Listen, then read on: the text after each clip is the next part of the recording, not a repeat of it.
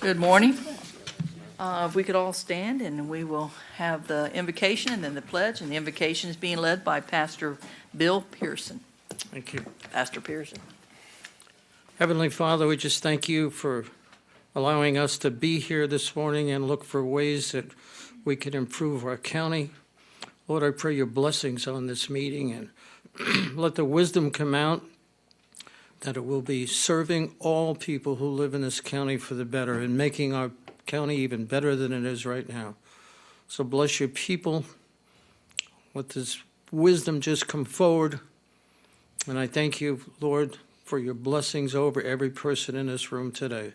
Lord, I ask all of this in Jesus' name. Amen. Amen. I pledge Allegiance to the flag of the United States of America and to the republic for which it stands, one nation, under God, indivisible, with liberty and justice for all.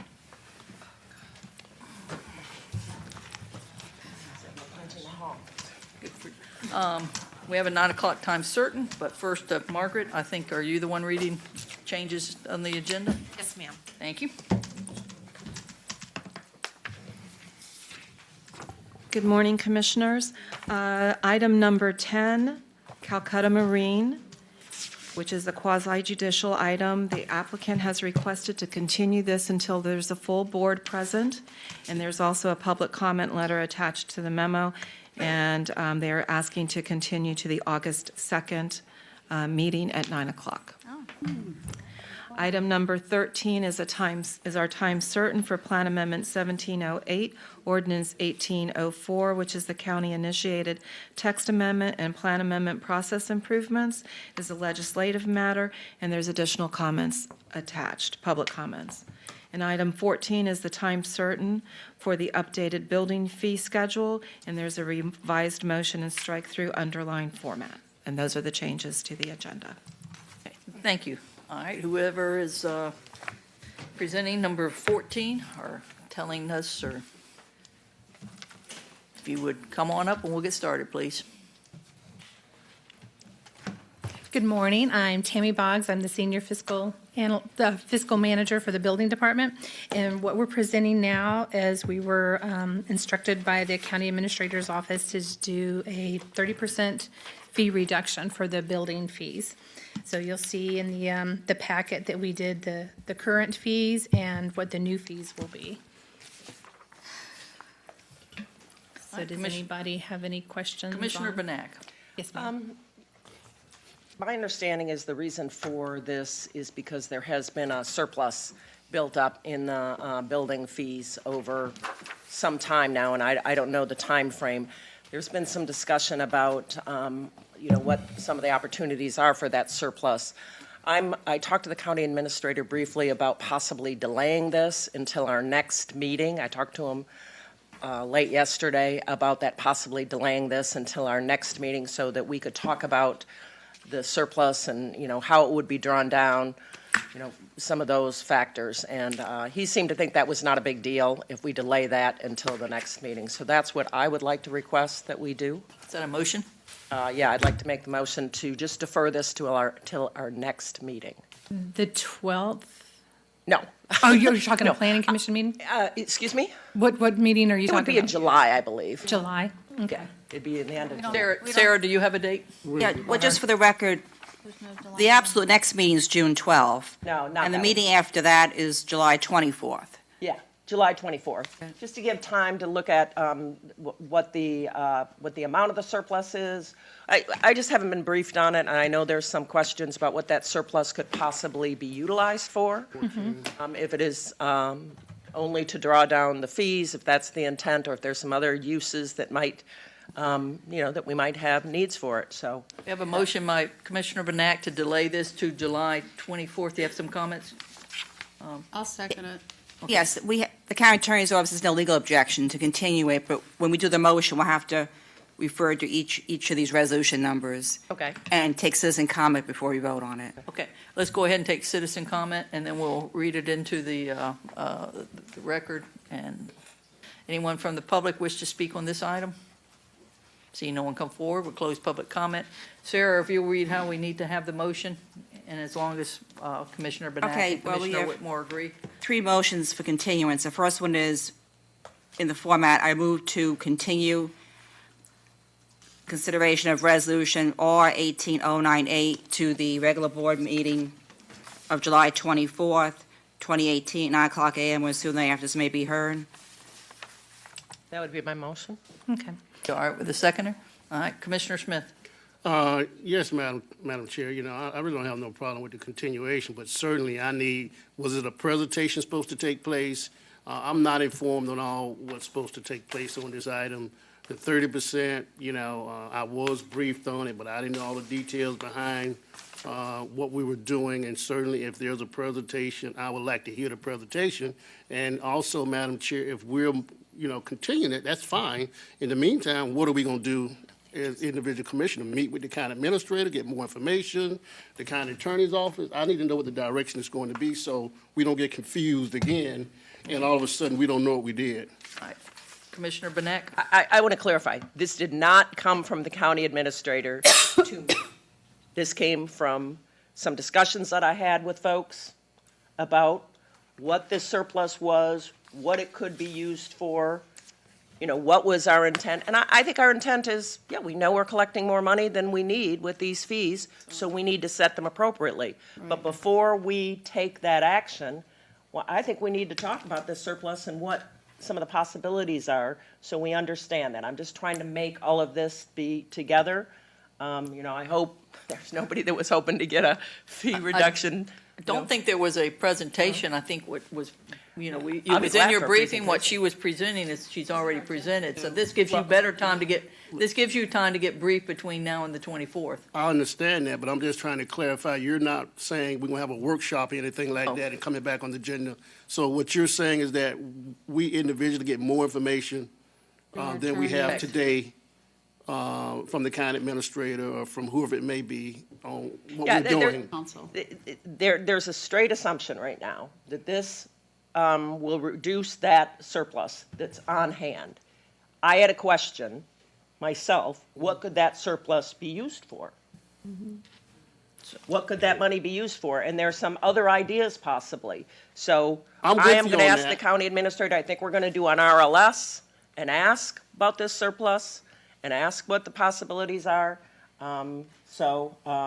That's all I know at this point. Okay, I'm supportive of that, but for the public, when we saying moving, continue, I don't want nobody saying where you continue to lower 30% discount. Yeah, I get it. That's I get why it. I want clarification this meeting. That's why I was trying to do it in the shorter amount of time possible. Okay. Because I understand that, you know, hey, if I was pulling a building permit tomorrow and I was counting on that 30% lower fee, I might not be terribly happy. And the average citizen also, that's why I'm saying. That's That's what what I'm we're talking talking about. You know, All right, Commissioner DeSabatino? Talking about. Yeah, while we're doing that research, could we get a general accounting of what the fees over the past 2 years cover, what it can be spent on, what it has been spent on, what is allowed to be spent on, and that That is will it. probably have to come out of the attorney's office on some of Okay. that, on what it statutorily can be spent on. Whoever gets So the whoever information. needs to be doing that needs to have that ready to Right, brief 'cause- us 'cause- before the next meeting. Thank I you. agree. And we have done RLSs for that before because the balance is so high, but, you know, we have planning, we have code enforcement, and we have the building side, which is the permitting, plans review, inspections.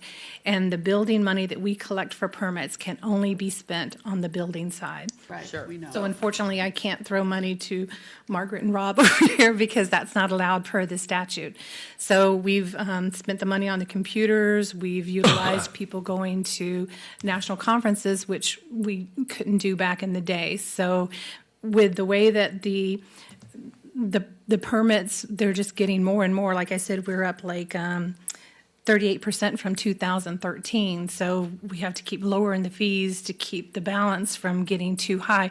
It's my understanding that's a problem all over the state of Florida. good Just problem because to have. everything is booming right now. Sarasota has the same problem we do. Okay. Commissioner Smith? I appreciate what you're saying, and maybe an issue across the state of Florida, but certainly I want to know how we got to that situation here locally and make sure it doesn't happen again.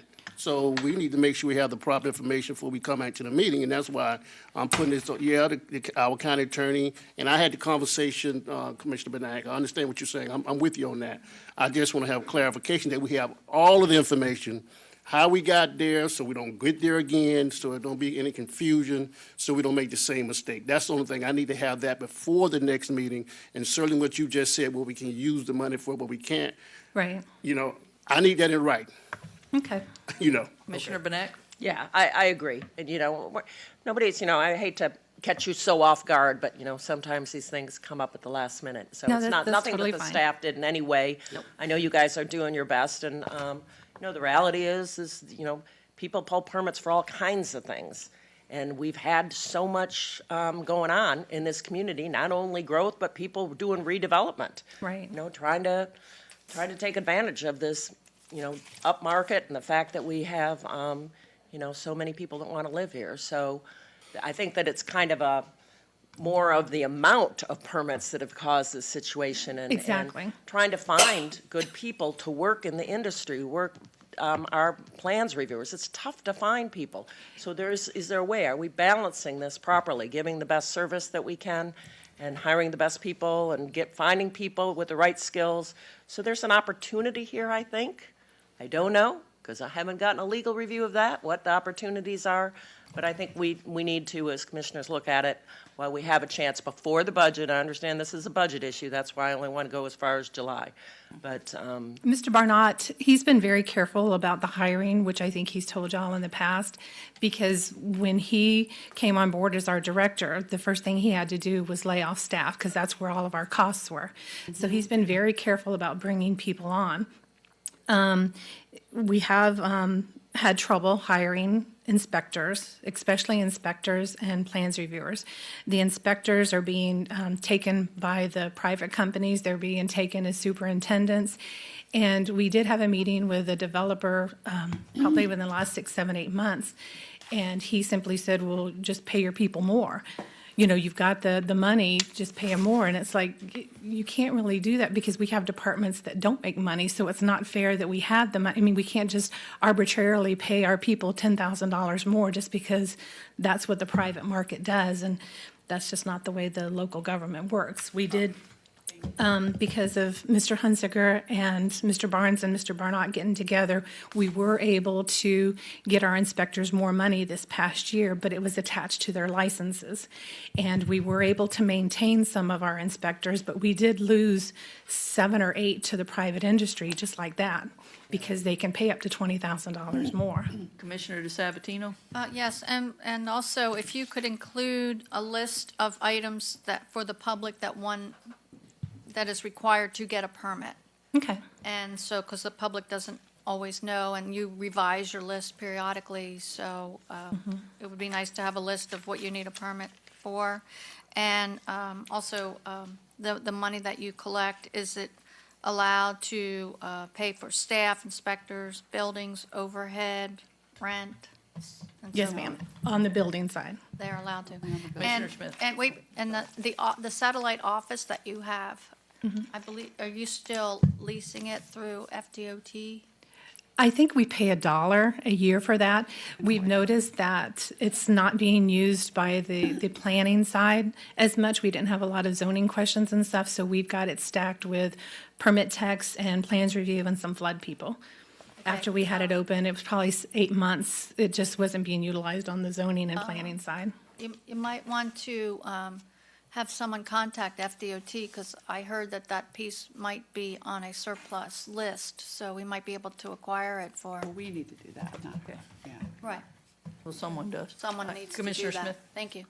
Good to know. Thank you, Madam Chair. I echo everything what Commissioner DeSabatino has just said, and this is why the more you talk, the more questions I have, and I know this is for another day. Yeah, don't stop talking. And this is why we need that list of what we can do and what we can't do, because I know that's not your protocol, because I've been saying from day one that employees come in and we keep losing them. And if the funds are there and could increase their pay in that department and keep them here instead of us training people and then they go elsewhere. If the money can be utilized for that, I don't know why we don't do it. I don't know why we're not signing a 5-year agreement with these individuals where they just can't get trained and leave. But now I'm hearing there's some money there, and we just, some kind of way, we the powers decided, well, we can't do that because private business do that, but public don't do that. Well, this is a business, you know. We have to make business decisions.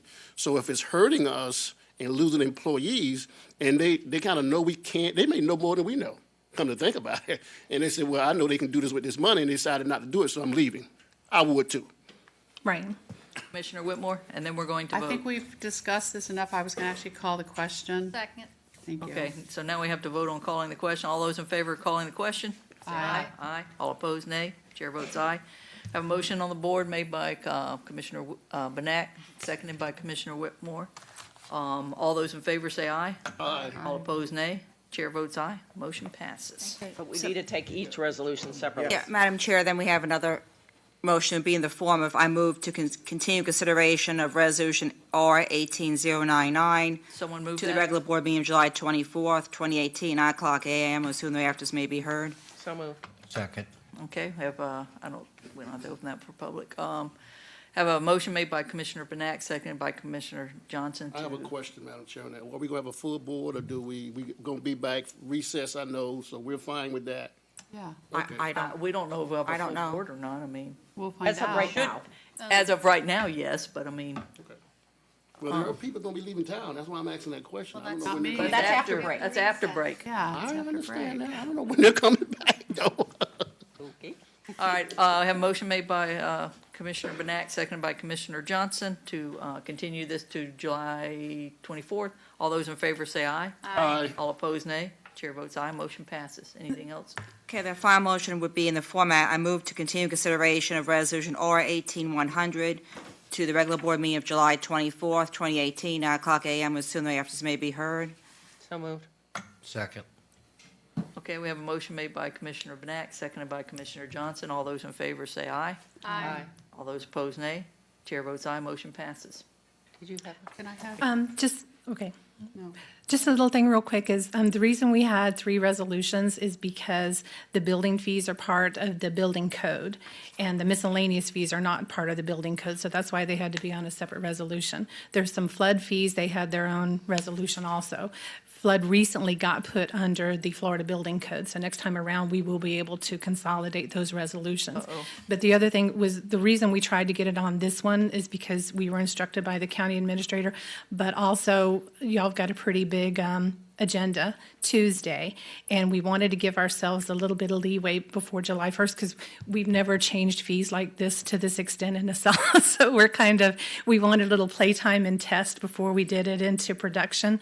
So going July 24th, probably won't do our fees until maybe September if it gets approved, just to give us a little leeway time. Commissioner Whitmore. And when we do bring this, I'd like to have it time certain, and also, we all know government is not in the world to make money, so we've got to get this surplus down, and that, I think, is what I think your goal is, or to find out, to make sure we can do everything legal we can, and, you know, so I just want you to know, we can't have these, I heard Sarasota has a lot more than we do, and That's what other I've heard counties. also, It's yes. like, and that's not fair to the people that were buying the permits, so, or getting the permits. So I think we'll be able to have legal opinions and see if there's something that we can do, and then hopefully other counties will follow our lead. Commissioner Benak. Okay, well, the 3 resolutions and motions didn't come up until this agenda update, so I want to make sure we did the right thing. So are you saying those other 2 have nothing to do with the surplus?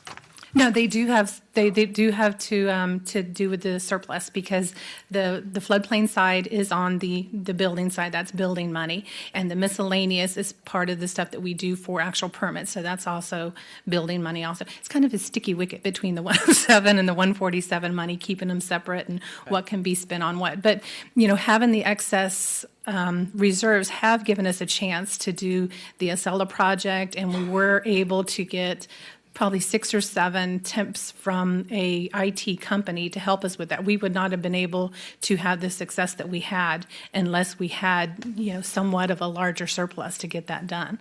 So, I mean, it's been nice, but yes, it has gotten large just because of the volume. We just keep growing and growing and growing, and we're on track to have more permits again this year. And let me be clear, I mean, part of the reason I did this is because you have limitations on this surplus, what you can have and how long you can keep it. I mean, there are laws that are applicable here, and that's what I'm trying to get a handle on Right. before I make a decision, so that when we make a decision, we do it in the best interests of protecting the county against any possible future lawsuits, and that we, also look at this resource and make sure, like you said, that we have adequate surplus to do the things we need. So it's a balancing act. Right. Thank you. Commissioner DeSabatino? Like you said, you keep talking and we keep asking more questions. And this is an attorney directed to the county attorney's office when they're doing the RLS. I'm also concerned about any future litigation.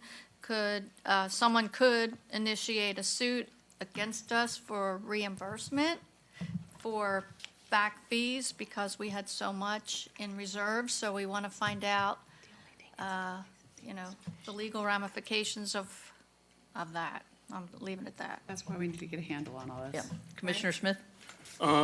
Yes, thank you, Madam Chair. And I have a question to the legal counsel, So are we going to do it? It takes a vote by the Board of County Commission to lower it to about 30%. Is that correct? Yes. Yes, there are statutory, Attorney's over there now. there are See, I'm statutory parameters, but we're not prepared right now to get into the details today because that one's being continued. But the county Well- attorney's office is well aware of the issues in the statute. Well, my issue is the fact that, okay, no matter what, we go into July the 24th, so you're saying that we still continue to accept the same amount of money and still continue to increase this here without us knowing that it should be a certain fee and not the fee that we collect, and that's what I'm getting confused with. So now we on the record we can't do nothing to September, July the 24th of the next meeting. So those that are paying now for permits, so we're gonna continue to charge them, even though we know now we may need to adjust some, I'm for the vote, I'm for that we may adjust some in the future right now, so we don't continue to do what we're doing when we don't say, okay, don't need to do it like that, but we're gonna do it like that for another 90 days till we get everything voted on. So that's what I'm trying to clarify. Is that something the county administrator can adjust right now? Or do we need, I just need to know. The board has a legislative discretion to continue the 3 resolutions to July 24th without incurring any legal liability we might have incurred. We already incurred it. It's done. So, of course, we would have legal arguments against any liability at all. But I'm just saying right now, we're not incurring additional liability by exercising legislative discretion to continue the matter for a month and a half. And I think we can't get any more details right now because we've continued the matter. Discussion's closed, staff can leave the podium, and questions should cease. Okay. Commissioner DeSabatino, then we're going to cease.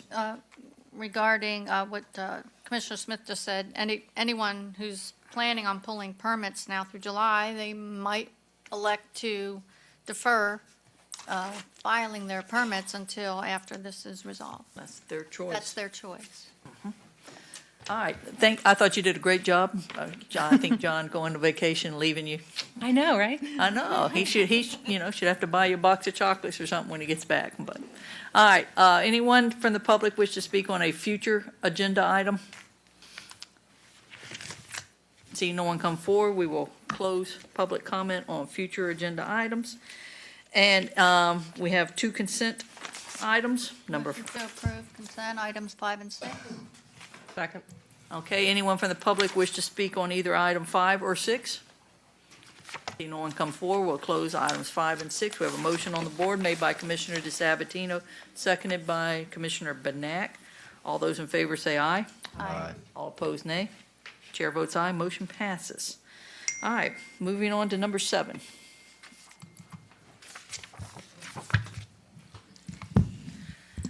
Number 7 is Land Development Code Text Amendment 1804, Ordinance Number 1822, which is a county-initiated Land Development Code Text Amendment, also known as the dog dining legislation. Amendment to the Land Development Code to establish a local exemption procedure from state law to allow dogs in outdoor areas of public food service establishments during operating hours. Amending Chapter 2, Section 200 definitions, amending Chapter 4, Section 401.2, Schedule of Uses, Table 4-1, Uses in Agriculture and Residential Districts, Table 4-2, Uses in Non-Residential Districts, and Section 402.5, Schedule of Uses for Planned Development Districts. Table 4-9, Schedule of Uses for PD Districts. Amending Chapter 5, Standards for Accessory and Specific Uses and Structures, Section 531.48.d, and dog dining in certain outdoor portions of public food establishments. This item was heard by the Planning Commission on April 12th, and they recommended to the board with a 5-0 vote to approve the text amendment. And the board also heard on 5-3 was the first reading on May 3rd, so this is the adoption public hearing. Commissioner Whitmore?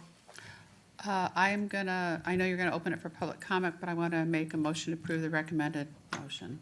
Second. Okay. Anyone from the public wish to speak on item number 7? See no one come forward, we'll close public comment. We have a motion made by Commissioner Whitmore, seconded by Commissioner Benak. All those in favor say aye. Aye. All opposed, nay.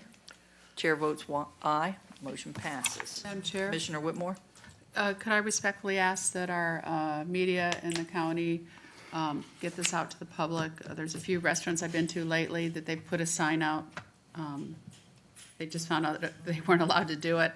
And it would be nice if our businesses in the community, if they want to take advantage of this new law, that they can apply, they can get their outdoor doggy dining permit. And I think you have to go through the state, so you have to follow the rules.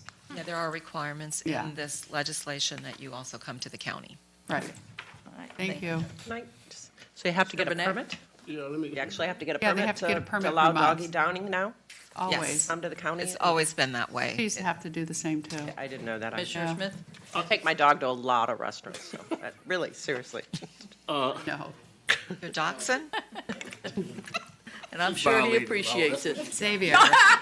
No, and sit outside. I've never seen a sign that I've seen some restaurants don't allow it, then I leave, but But the businesses usually get a permit. I didn't know that. Ms. Yeah. Tucson, since we're moving forward with this ordinance, can you, like Commissioner Benak, I was not, the restaurant need to apply for a permit, all of them, if they decide to do this? If they decide to do it, there are, if you look at the 53148, which is the restaurant section of our special use conditional use permit section, what they need to do, and this is all by state statute, because the state is what dictates how you do this, because it's regarding the Public health. public health Right. portion of that regulation. So they need to get administrative review, and it depends on what condition the restaurant is in. If it's a new restaurant, you would go through a different process. If it's an existing restaurant, we don't know, so we're saying, depending upon what you have to do, you submit and you follow the rules, and then you get a permit. But it is required that they have a permit, and the state also needs to be notified of which restaurants have permits. And do they have to post that at the restaurant? Yes, or how there's would you lots know? of requirements about what they have to do. They have to have, you can only gain access to the dog dining area through the outside. You can't have the animals on the inside of the structure. It has to be posted. There has to be wash-up, cleanup area for the wait staff. They're not supposed to be at tables. There's a lot of rules that they have to follow, and it's their job to read this ordinance, which is 100% based on the state legislation. The only thing I changed was the number A to be a little bit more reflective of how we would issue the permit in Manatee County. You mentioned that Manatee County and the state issue permits, so you allowed to? You Can you go get one or your the other? permit from Manatee County, and then you also submit it to the state. Once you get it from Manatee County? Correct, Then you go to the state, correct. and so it should be posted. Yes. and the restaurant understand what the protocol is about the entry, the law, and cleaning up and all of that? It's in the code, so they need to read that and make sure that they abide by those things. The only reason I don't know when the last time I've seen something posted. I just don't know, but. Well, it hasn't been legal since 2009, but we didn't know it. We forgot. It expired. And the reason I'm saying for sanitation reasons, that the restaurant should know, yeah, it could happen, but you need to know you got to be sanitary and clean up. And I don't think Right. that portion, I don't know about that. Right. Well, it's all listed in here, and so that they just need to, maybe they need to do a refresher course. So we have a copy of that in our, It will be part of the land development code, yes. And this ordinance listed all, it's very clear in the ordinance. It's- how large is that? It is section 53148, Okay.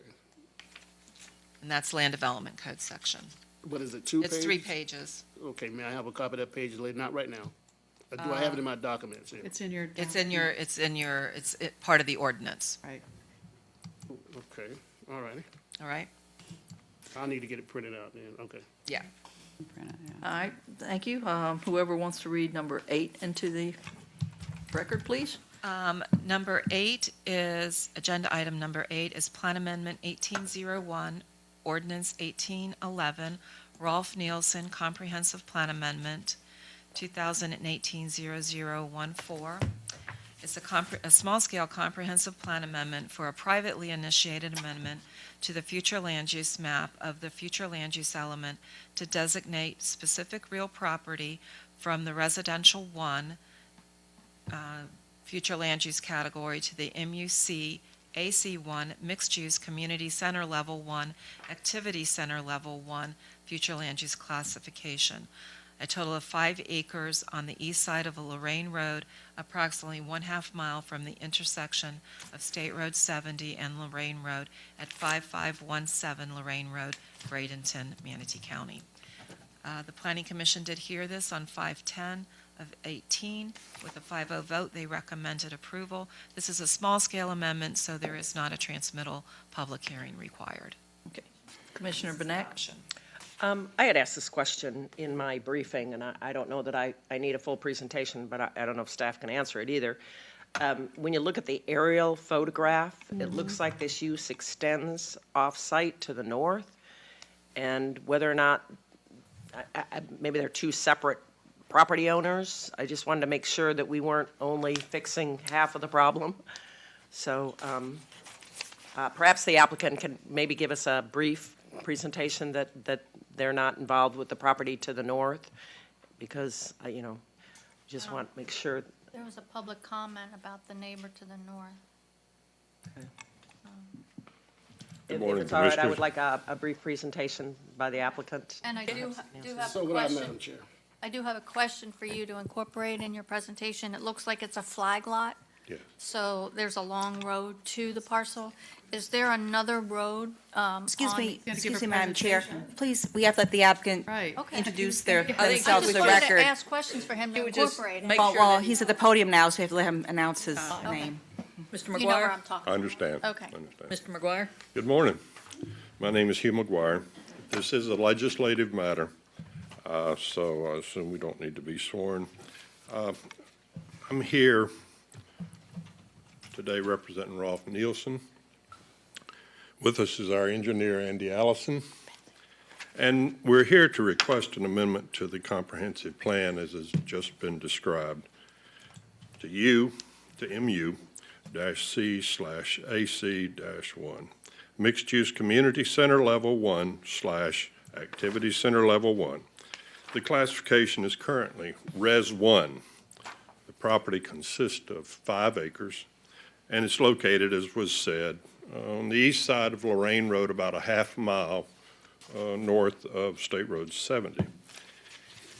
If you would like, and I don't know how much of a presentation you want, we'll go ahead and, can I put this on the aerial, please, and let's see if we can anybody see that? Can you zoom in on that at all? You can see the site that's marked in red. You can see State Road 70 at the bottom. Commissioner DeSabatina, you can see the proposed rangeland, the extension of rangeland goes along the southern boundary, and that is, as I understand it, I'm certainly, it's not official, but it's my understanding they will start clearing that right away in the very near future. So that property will really be the access to this parcel, because what we have to do now, this is a comp plan change, then we'll have to come back and do a rezone. So when we do that, that's going to take us a period of time. Hopefully the road will be in place. We've talked to DOT and, to the Transportation Department. But it is, right now, the access is by an easement, and you're correct.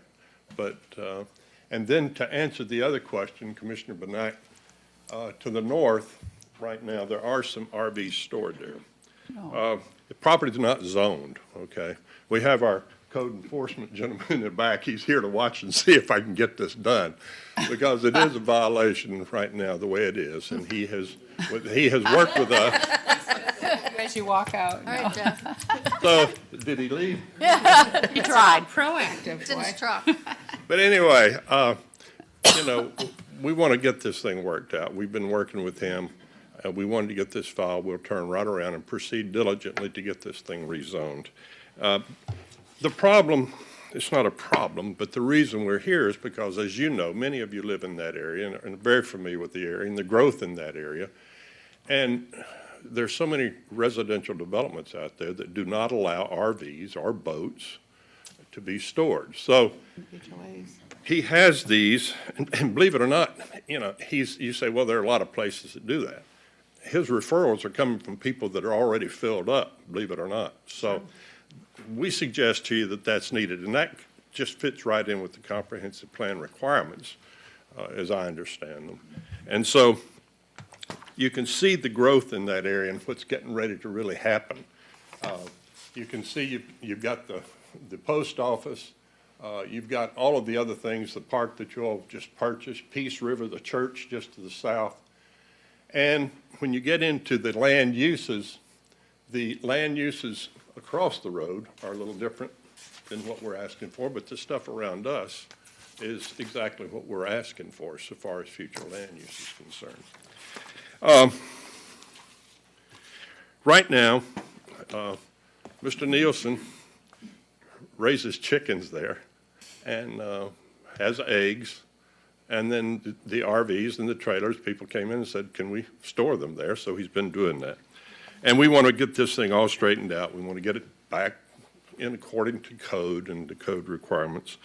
And I think that you can see that the area is transitioning rather rapidly. If you go to the west, I think those are probably 5 10-acre parcels. His is a 5 acre, so if you see the way they're broken down across the road, a lot of those are for sale. People are wanting to change the use. And so the area is transitioning. It was residential, but not now. And so, again, we think that that fits right into what we're wanting to do so far as this change. The question before you is whether this map amendment is compatible with the development trends in the area and whether it is compatible with the surrounding uses and densities or intensities. That's the issue. Those are the two issues before you. We suggest that the answer to both of these questions is yes. So as reflected in the staff report, the property to the north is Res 1. On the west is Lorraine Road and some 5 and 10 acre parcels, Res 1. On our adjoining east and south sides, we find the same future land use that we're requesting here. In summary, we believe that our request is compatible with the trending uses in the area. We believe there is a need for the proposed use in the area and that the proposed amendment is in the best interest of the public. In addition, we suggest that the proposed amendment will assist in attaining the goals and the objectives of the applicable portions of the comprehensive plan. We believe that our request and the proposed amendment complies with the Manatee County Comprehensive Plan. Your staff has recommended approval of our request. The Planning Commission recommended approval of our request, and we respectfully ask you to approve our request. you have any other questions, be glad to try to answer them. Thank you very much. All right, it's time for applicant, questions to the applicant. Commissioner Benak. Yeah, and, I don't have any problem with your comp plan amendment, certainly with Rangeland Parkway coming through there. It makes for a very different atmosphere, land use pattern, if you will, in the area. My only question was, in looking at the aerial, looks like the guy to the north of you has the same problem, and when you do a comp plan, some 2 for 1, you don't have to pay anymore, doesn't cost you. And I just wondered if there was any discussion if they wanted to. Yes, there has Because, been discussion. No, they don't want to. okay, that's fine. Thank you. Yes, ma'am, we did that. Okay, thank you. And I think that's logical, and we considered that early on. Okay, thank But you. we're never quite able to put that thing together. Okay. Commissioner Whitmore? In your legal opinion, do you concur that the intensity is less than commercial node? Yes, ma'am. The boats, you would be storing boats and RVs? Right. So the intensity, in my opinion, and I want you to concur, is less because you take them and you leave them, and you come back maybe once every few That's right. months to take the boat out or Most the people that have RV. them don't use them. So And is he gonna it's still just be like- allowed, when we change the use, is he still gonna be allowed to keep his chickens there? He loves to do the chickens, okay? I don't know. We do have a law that you can have, allow chickens on your property, just so you know.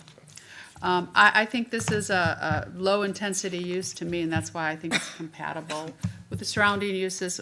There are so many people that have boats and RVs, and there's no place to put them. They're starting to use the storages, and the storage places are full now, too. So I think that there is a need out there because it's growing so rapidly. So, and it's been the use for how long? How long you been doing it? 2 years, yeah. So 2 years. okay, I'm okay with the comp plan change. Thank you. Commissioner Sabatino? Right, so it's a more passive use of the land. Totally. So the parcel to the north, I'm sure you're aware of, I guess it's a question for Jeff, what's going on with that parcel? Are you working with them to get them, are they in compliance, or? Well, I'm not Can sure I that answer that's that for actually you? part of That's- this. I thought That's you not might part know. of their- He's Wouldn't be renting. part of this application. Yeah, Right. he Right. rents part of that property, but when we get this plan will now be, we'll have to do it on the 5 acres pursuant to the plan. Oh, okay, I get it. And the zoning, okay, Oh, that Okay. clarifies. right? Commissioners, are you done? Yes, thank Commissioner you. Smith?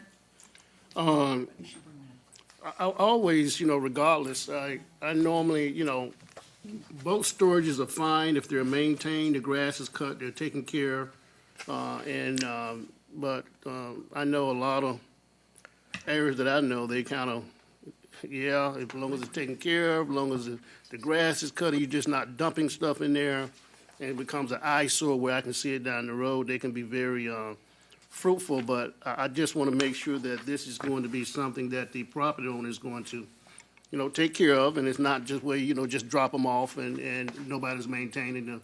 Mr. Smith, we're gonna have to comply with all the codes. We gotta do fencing, we've gotta do the impervious surface, we're gonna have to do everything. This will be up to code. Right now, there are vehicles that are parked out there, and they're in a reasonable manner. I mean, they have to be. Some of these vehicles are, these motorhomes are pretty heavy, so they have to be, he doesn't just leave a bunch of stuff piled up out there. But this will be brought up to code. That's the whole thing we're trying to do. Okay, well, certainly I hope that's what take place. I know in my district, that's the number one concern and complaints I have. Right. Look at all those vehicles over there, look at people just leaving vehicles, and as people specifically during the summers, people complain. So, okay, those are the questions that I have, Madam Chair. Commissioner Benak? Yeah, I would just like staff, when they do their presentation, to focus on that this is a comprehensive plan amendment to mixed-use community/activity center level 1. Any of the uses that would be allowed in that comprehensive plan amendment is what I believe we should be thinking about at this stage. I appreciate that you're in code enforcement and are following the steps to get there, but I think we're getting a little off track by focusing, quite frankly, on storage. We got a comp plan amendment, but I would like staff to present that because I'm not staff, and you are, so you need to tell us what this application is. Well, point of order, you not had asked for a full presentation, so we That's are why now. I'm asking So for we are it. now. Correct. Correct. Thank you for Because that at point one of point order. you said I am no. clarifying that I am asking staff to Okay. do a presentation on what the application is before us. Good morning, Madam Chairman. I am Stephanie Moreland, and this is a legislative matter, and I don't have to be sworn. I did not prepare a presentation for you, but I would like to say that this site will have to come back for a rezone. I do agree with what the applicant said. It would have to come back for a rezone and final site plans. It would have to be brought up to code in a manner that complies with the land development code. This type of use can be considered as commercial retail because they offer service to the community. So we believe that it meets the criteria to be changed, the future land use to be changed from our Res 1 to MUC. And this is the first process necessary for us to move forward with the rezone and final site plan. I hope that answers your question. May I Commissioner add a little Burnett? bit? I think that if you, during the comprehensive plan amendment process, if, as you read the staff report, everything is assumed to be built to the most intense development allowed. So the analysis is based on an FAR, floor area ratio of 1 instead of a 0.23. It's based on the density of, I can't remember right now, 9. It's greater than the Res 1 is. So all of the analysis that has been done as part of the plan amendment is recognizing that. But when you look at the mapping that currently exists, this is a logical extension of the MUC1. And with Rangeland Parkway coming through, it will also be a benefit to that. You know, it's not going to stay as an A or A1 zoning district in the future. All right, questions for the staff? Commissioner Benak? Thank you for answering that, because that was my concern, that we were, and I get it, in a code enforcement case, we tend to focus on that. Right. But this is a comp plan amendment, and quite frankly, Carol, you had said that this was a less intensive use. It's not. It's going from Res 1 to mixed use, community residential, allows more residential, allows more commercial than the current comprehensive plan does. Current comprehensive plan is Res 1. The use. But that's why I said exactly, well, we don't know the use. This use could be anything. But that's why I said, in my briefing, I looked at this and I said, wow, that's a pretty big change. But it's adjacent to rangeland parkland. It is surrounded on 2 sides. Yes. To me, it is totally compatible, a logical transition of the use, but I think, well, I'll just stop there. Commissioner Whitmore? No, I don't have a button. Okay. All right, anyone from the public wish to speak on item number 8? So state your name, and you'll have 3 minutes. Good morning, Richard Bedford, Vice President of Schrader Manatee Ranch. We completely support this action. We don't have a problem with it. Maybe I can clarify some things. Yes, Rangeland is under construction now. Probably by the end of this year or halfway into next year, it'll be done. And part of that's going to cause that intersection right here. So we're okay with this completely. This piece right here is part of a land exchange agreement with the school district for a new high school there. So that's moving along. Good. This piece here is presently under construction by D.R. Horton with the single-family project. This area in there has also been put together, and I'm not sure if D.R. has purchased that or not, but they're already clearing that also for single-family. There's a Publix coming here, which after we finish the one on University and Lorraine, which will open in September, then Publix has said that they'll start that one next.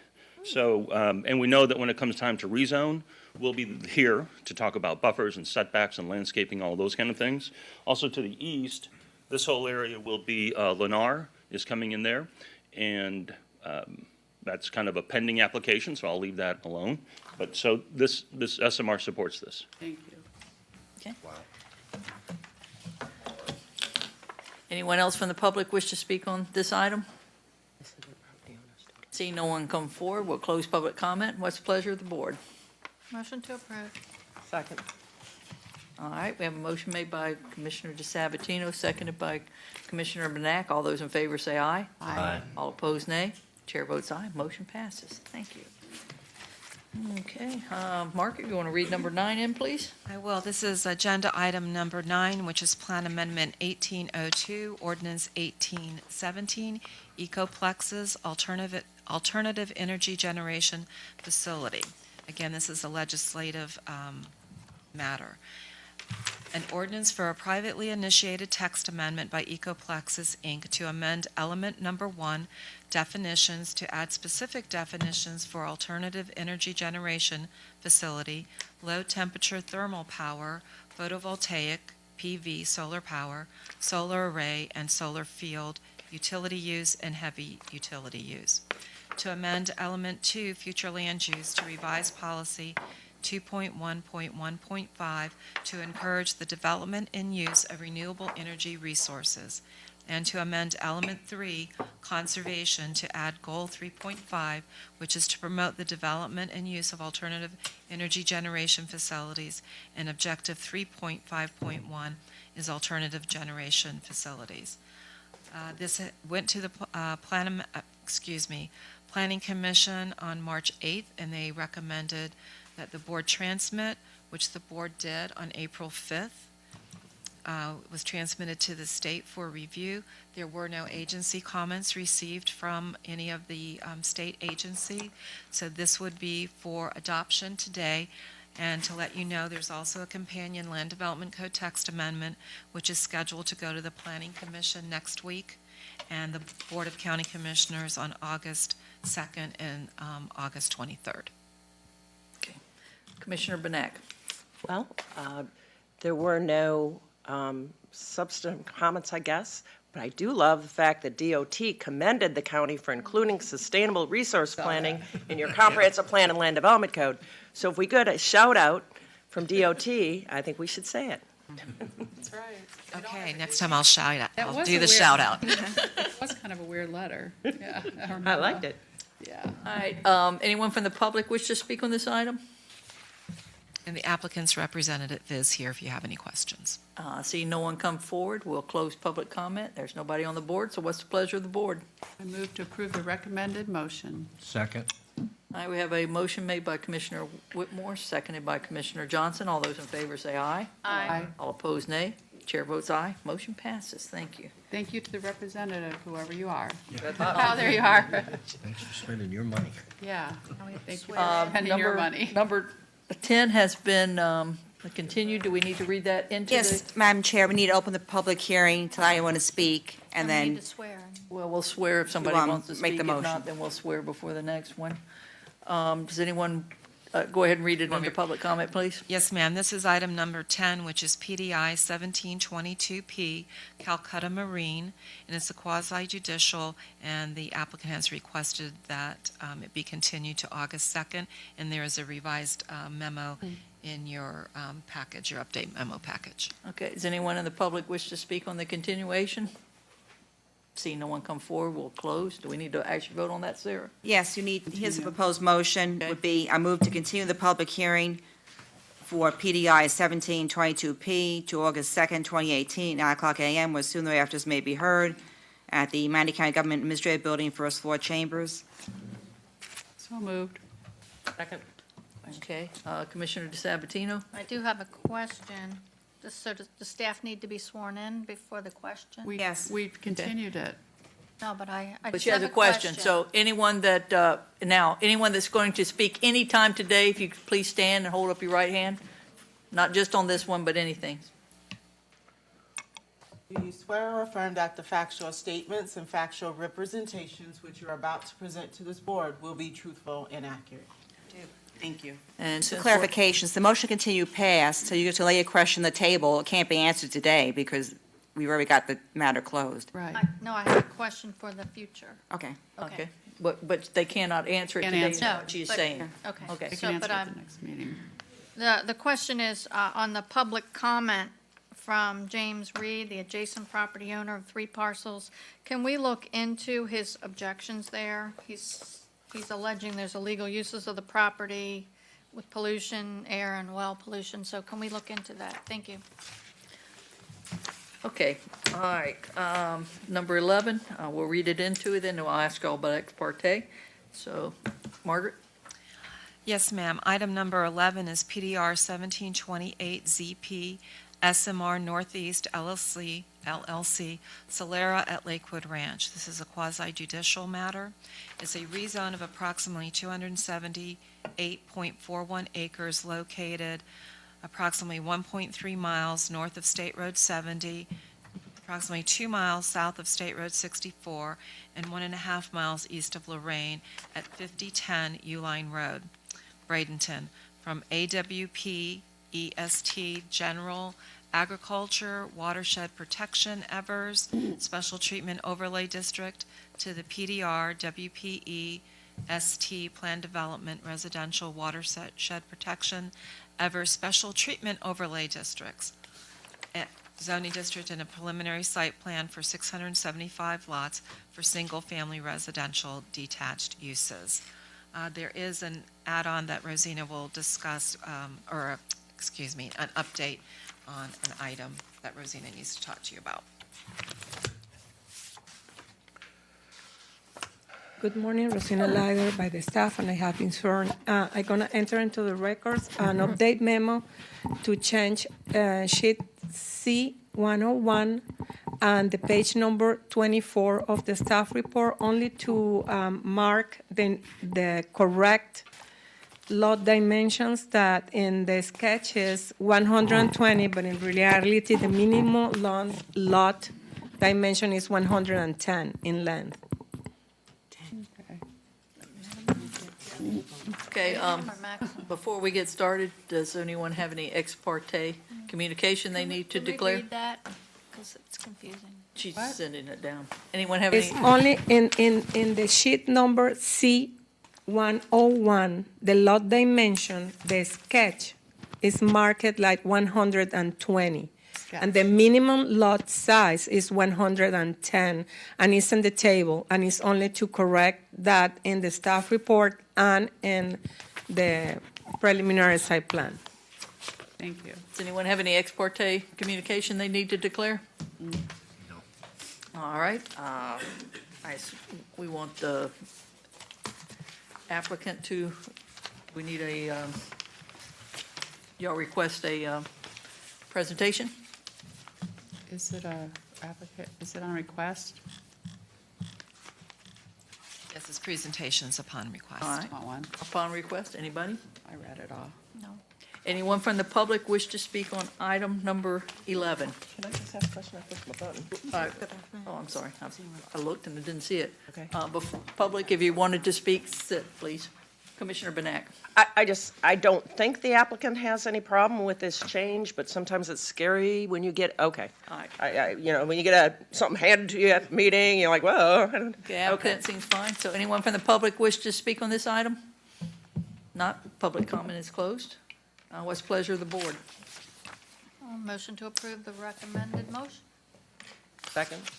All right, all those in favor, With we have, the with the, addition. with the addition. Corrections. Okay, we have a motion made by Commissioner DeSabatino, seconded by Commissioner Benak. All those in favor say aye. Aye. All opposed, nay. Chair votes aye. Motion passes. Excuse me, Madam Chair, as a just housekeeping measure, if we go back to item 10, Calcutta Marine, the clerk pointed out to me that you made the motion, but you didn't vote on it.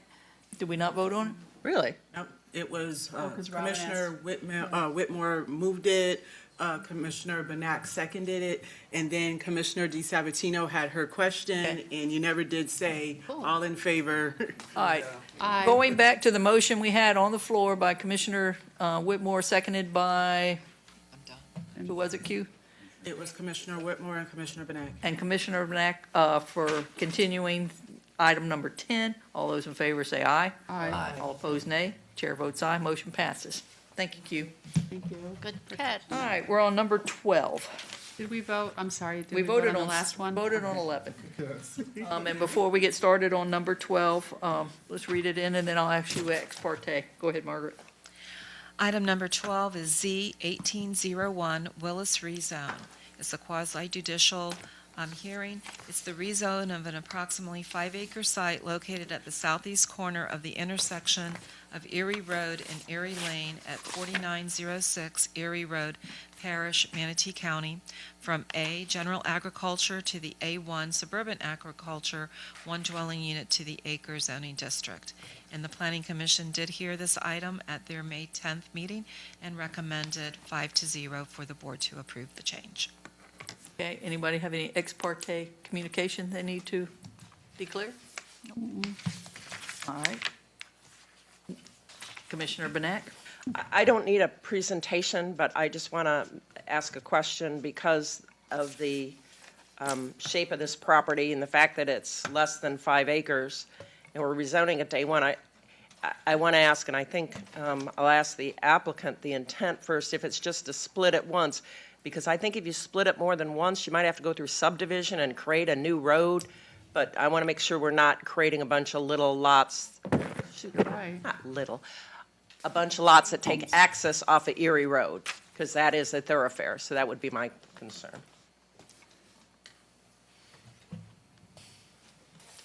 Good morning, Madam Chairman, Board, and staff. My name is Leo Mills, and I have been sworn. My clients, who I normally ask to be with me, are unavailable today. One's in assisted living, the other's in rehab for a broken hip, so normally they would be here, but I apologize. The intent here is to create one additional lot. Now, I don't know if we can really hang our hat on intent because we had that discussion a little earlier about what we're doing. We're rezoning, and it could end up being 4 or 5 lots or more if we went to a more intense rezone.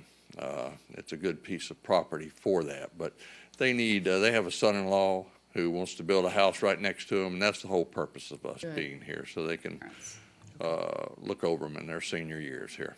Okay, thank you. Commissioner Smith? Yeah, Mr. Mills, you say the applicants are not here. Hospital? When you say rehab and elderly care facility, this Yes. is something that they applied for, or did the relative apply for this? Who's asking for this? The rezone? Yes. When, prior to making the application, they assigned me as their agent.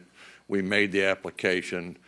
Shortly thereafter, Mr. Willis went into a senior living facility, and just recently, Miss Willis had a fall. Oh, I bet. So she will be going back home, if I understand correctly. Yes, that is correct. Yes, she's up and walking now and doing quite well, and her son-in-law, who I've been really working with on this, is employed, and he couldn't make it today. So that's pretty much it. You're the agent. Yeah. I am the agent, yes. Folks, you can look at me all you want. I'm just trying to make sure, because we had a discussion yesterday and about elderly, and I'm just making sure that this is what's supposed to move forward, and that they're the one that is pushing this to move forward, and they're not here because guardian. I'm protecting me as a Christian, not you. That this is something that they want to do because you say they're not here, and then you mentioned something about a son-in-law. I just want to make sure we're doing what they want us to do, not questioning you, Mr. Mills. That's what they've asked me to represent them for, yes, sir. And Mr. Smith, I would like to point out, as part of our application package, it is required that the owner of the property sign an affidavit if they are not going to be their own representative, and they have done that. And they've also, in your package, is also a zoning disclosure affidavit stating their ownership interest and what it is, and that is signed by Mrs. Willis. Okay. I want the record protected, and if she personally signed that. It's right here. Yeah, I know, hey, my conversation yesterday, I know 15 people could be in violation right now, I'm just saying. Leo Mills is, I've been knowing Up Leo and up. Mills longer than you think, Ms. Whitmer. I don't need your assistance on this. I'm not then. questioning him. I stated that, and please let me talk. I'm a grown man. Thank you.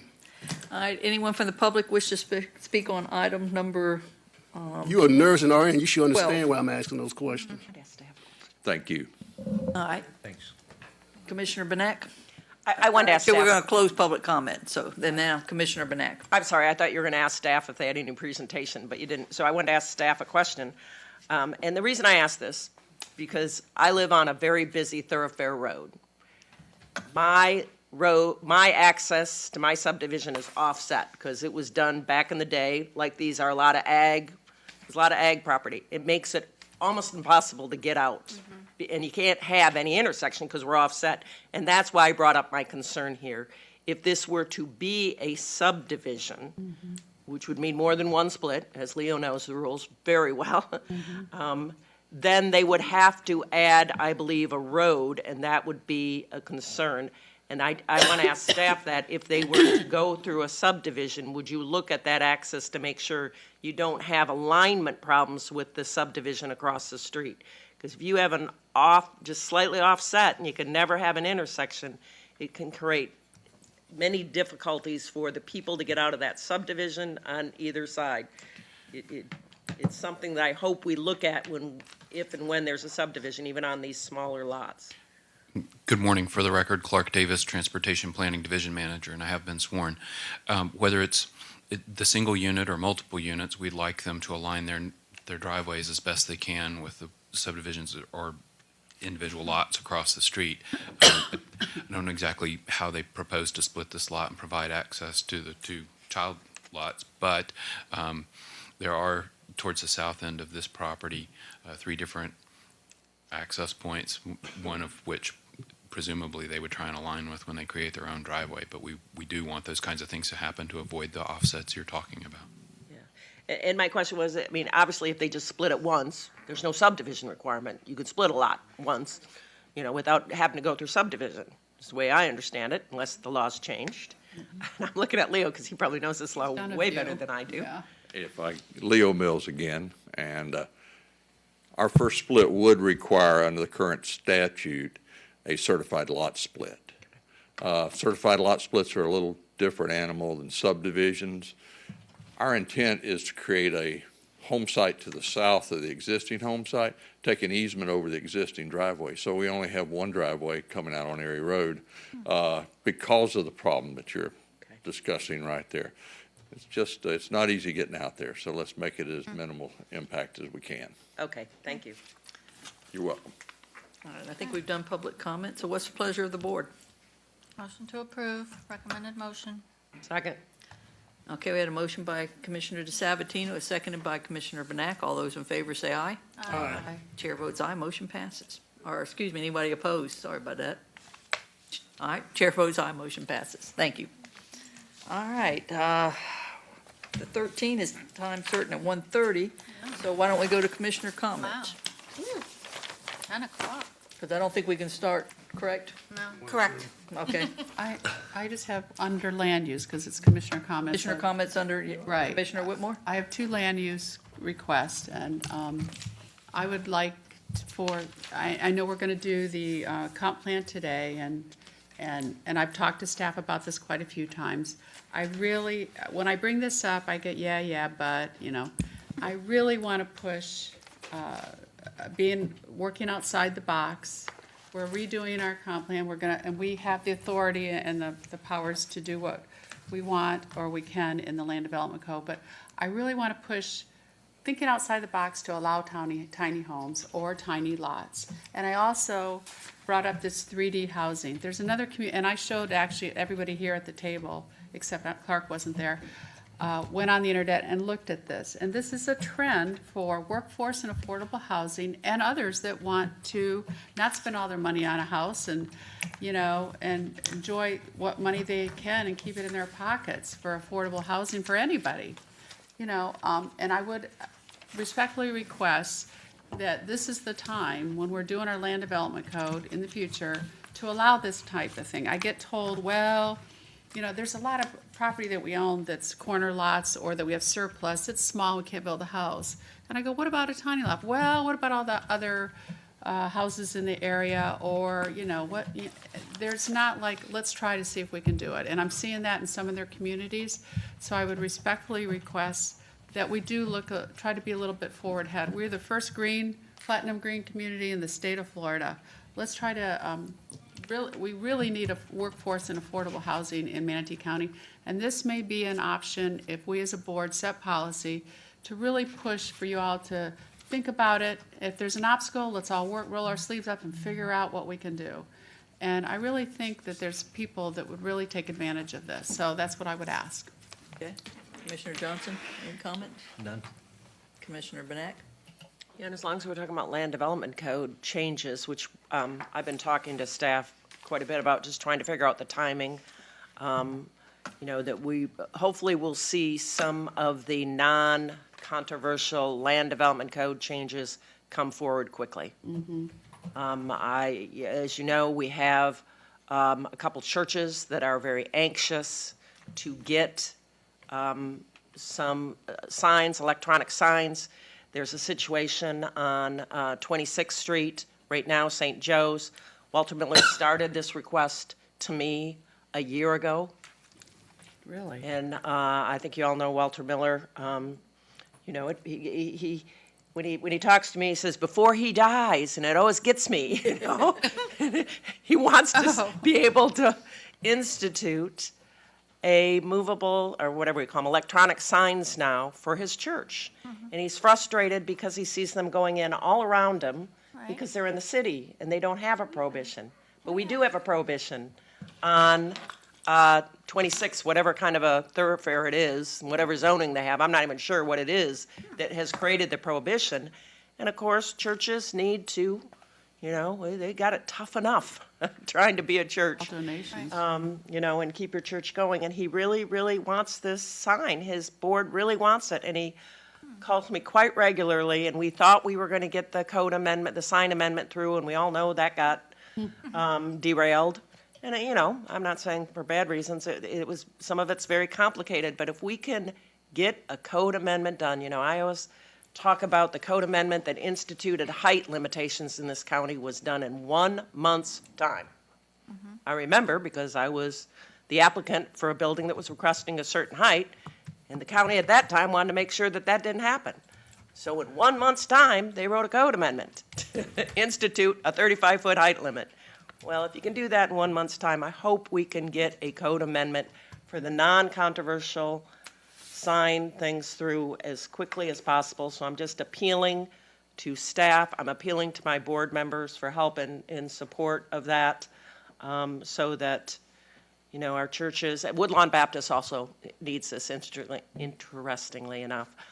So I'm hoping that we can, I know our staff is overworked and underpaid. I get it. I know we've got a lot going on, and we've been pursuing these comp plans and code amendments for a long time, but somehow we're going to have to find somebody that can push this through in a relatively short time. So I'm just appealing to staff and you all to be aware of that. I'm not asking for any motion, but I just am making it. Madam Chair, may I speak here? The sign ordinance is drafted. It's ready. It's just we keep We arguing. we had a workshop, a number of issues came up, so we meet with a consultant to fine tune further, and it has to go to hearing because the existing sign ordinance has constitutional issues, as you know. So it will be moving forward, I believe. Yes, but There's snail's pace. my understanding is that there's been a recommendation to maybe pull the non-controversial portions of the sign ordinance out and let them go faster. Since you remember, I'm not blaming staff on that. That came before the board, and the board said, if you remember, many of those. Well, we're in items in the process of sign meeting ordinance. with John Barnard and the consultant next week to go over this and work out an approach. But because our existing sign regulations are not legally enforceable, we have to move forward with this. It's more than just one. So it will be coming forward to you. If I had to bring it forward myself, it's coming forward to you. Thank you, Sarah. Okay, good. And I want to make sure that these signs for the movable signs are on that part that has to come forward and will come forward as quickly as possible. Those other things that might be more discretionary, that might need a little bit more, whatever it is, that those get left. Not the more controversial stuff, maybe that comes separately. That's what I'm asking. Yes. Okay. Commissioner Smith? Yes, dealing with what Commissioner Whitmore has just stated about the tiny houses, I thought we were still kind of working on the tiny houses. I knew that we've been discussing that, and some from the general public have been talking about tiny houses. Is my understanding that we have not looked into including tiny houses into what we're doing. Is that my understanding? Certain areas of the community would love to have tiny houses. In some areas, we'll frown upon having tiny houses, but it should be some type of option where these can be considered. Certainly, we're not drowning in affordable houses around here, and so that may be the only way some can get housing. So that's what's going on? I'm hearing that it may not even be included. Is that correct, or we still discussing it, or somebody's made a decision not to do it? I am not certain of the protocol here, if I'm supposed to respond or not. I Someone's certainly supposed- can. Someone's supposed to. Okay, I didn't know. Margaret, when have you ever been don't- shy? Go for Well, it. I try to follow the rules, All right. This is commissioner comments. As far as I know, we don't really have rules. Oh, you don't have rules? Okay. Just All commissioner right. I comments. didn't know if staff had rules. Council, go ahead. That's, okay. So, yes, I mean, as we have taught to y'all, the very first step is what we're doing this afternoon, to increase our density so that we can have the ability to provide more affordable homes. We are also looking at decreasing our lot sizes as part of the Land Development Code. Right now, our minimum lot size is 6,000 square feet. That is what we have as a standard zoning lot, our smallest standard zoning lot. We are decreasing the lot sizes to 4,000 and 5,000 square feet. So that's a significant reduction. I know that that may not address everyone's desire to have a small lot. So perhaps at that point, they will still need to rezone to plan development to achieve a smaller lot. Not an ideal situation, but we have been working on the Land Development Code for over a year, and we would like to keep the process moving forward. And then regarding house sizes, currently our Land Development Code requires minimum unit sizes. We are proposing to take those out. There will not be minimum sizes associated with the standard zoning districts any longer. So we are trying to achieve that. We are also in the process of working on accessory dwelling units.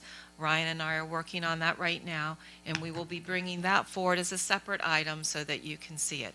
And I think we've made a lot of progress there. We're trying to make it as simple as possible, not put a lot of regulations, not put a lot of conditions on it, so that if people have the property size, and he's working on graphics, so you'll be able to visually see what it would look like if an accessory dwelling unit were located on where an existing home is.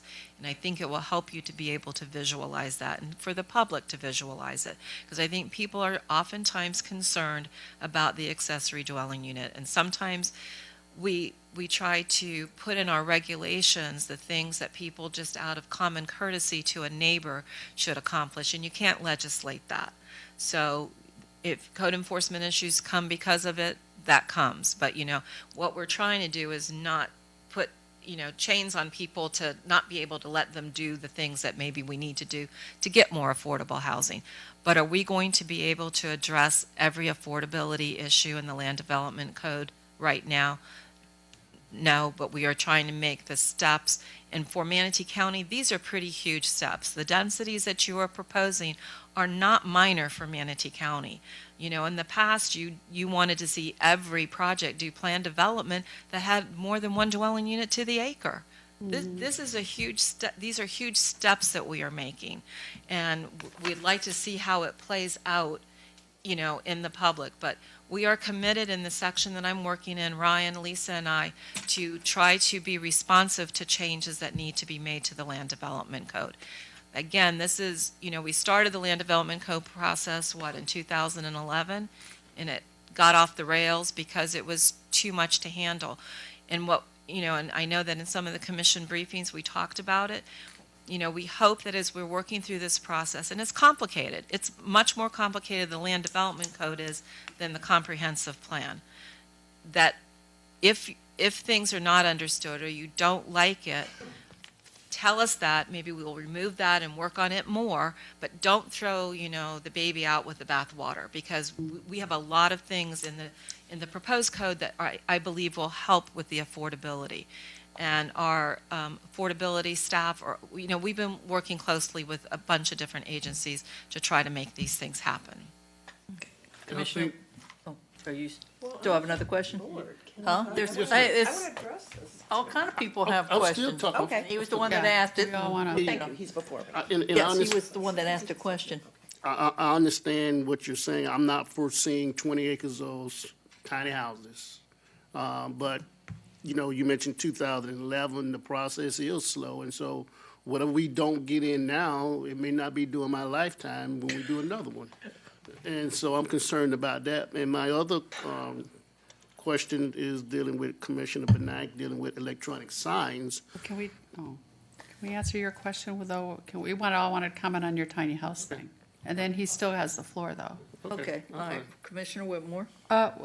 What Charles is saying, and I understand, and I actually was 3 hours Sunday going through this, and you know that, and it was very good, because I actually like this kind of stuff. I did it in my other city. What I don't want is what you just said, and if there's a way, I know the comp plan's different. This is all land development stuff. So I'm not gonna throw the water out, because I want this other stuff to pass today. Keep the baby. But I don't think that if I want to build a tiny house, I want a tiny house. I don't care. I mean, if it's I can afford it. I mean, there are people that want it. Jean Palin, we all know, she just moved to North Carolina, moved into one. I saw the video of it, one. But what I'm saying, if you make it go to plan development, nobody can afford it. No. And we all have talked about that. We all know that. That's not. Well, there's two things here. One is lot size, and one is the size of your home. Right. Right now, we restrict the size of your home. You are required to have a certain minimum size. So we have changed that. I don't know if we can create new zone. I know it That's takes a down the lot road. of thought to come up with lot sizes that fit your comprehensive plan, Right. and then how you do that. I think sometimes people have to look at, all of these things. We're not going to make changes in affordability on large projects. It's going to be infill, existing vacant lots where people can come in and build. And now with no restriction on the size of home that you can put into that residential zoning district, you're going to make the change that way. All of these things are incremental. All of the readings that all of us have done, points to it's small steps. Nothing happens overnight. And you go in there and you make a change in a neighborhood, then the neighbor wants to change, and it just keeps building on that. So we have there are vacant lots within existing neighborhoods where I really don't like the term tiny house because small, thank you. But they are tiny, the ones I'm talking about. Well, but small, they're not on those trailer things. No. That's what I'm talking. That's the concept that goes into my head. So small houses, it's like there's the ability for people to build what they want, not necessarily what's dictated by a code. So But all I your mean, comp plan would have to say, and I'm sure Betsy's next, she'll weigh it in, and you all, this is your world. Your comp plan would just say that, it's not affordable. Small houses trending would not have to go before plan development. That's how the comp plan would say, and then LDC does everything else, correct? Doesn't have to be in the comp plan. it doesn't Right, I have don't to be in want the it. comp plan But because I- residential is addressed in those things. But what has to happen is, as I said, right now, the smallest lot size that we are proposing in the standard zoning district is 4,000 square feet. How big of a house is that? Whatever size you want to put on it, 200 still square could be feet. like- That's what I'm saying. We are no longer adding, right now, the way the land development code is, gives you a minimum lot size. It tells you what your setbacks are, and it tells you what your minimum size house has to be. We are eliminating that portion of it. So if you have a 4,000 square foot lot, or 5,000 or 6, whatever house. size lot you happen to have, you can put whatever size home that you want to put on there. There's not a restriction that says it must be world- 600 square feet. In this world, in our county, because we're very, like Betsy says a million times, everybody wants to move here. It's still not an affordable empty lot. I mean, but I agree. I'm willing to make our baby steps, just like with sign ordinance, and then look at this again. I'm not gonna let it go. you know, I've I been mean, I talking think- about it every time we all meet. We do. You know, and I think we're making the right steps. You have to allow the density to exist, and we are doing that. That's part of what today's comprehensive plan amendment changes are, is we are increasing those densities that are available so that, you know, what did we learn yesterday, Ryan? Affordability equals density and size.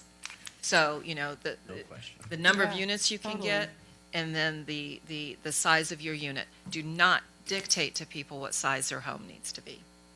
And you're not going to, you know, that can happen in an HOA, in a homeowners association, but, you know, I don't think the county should have part of that.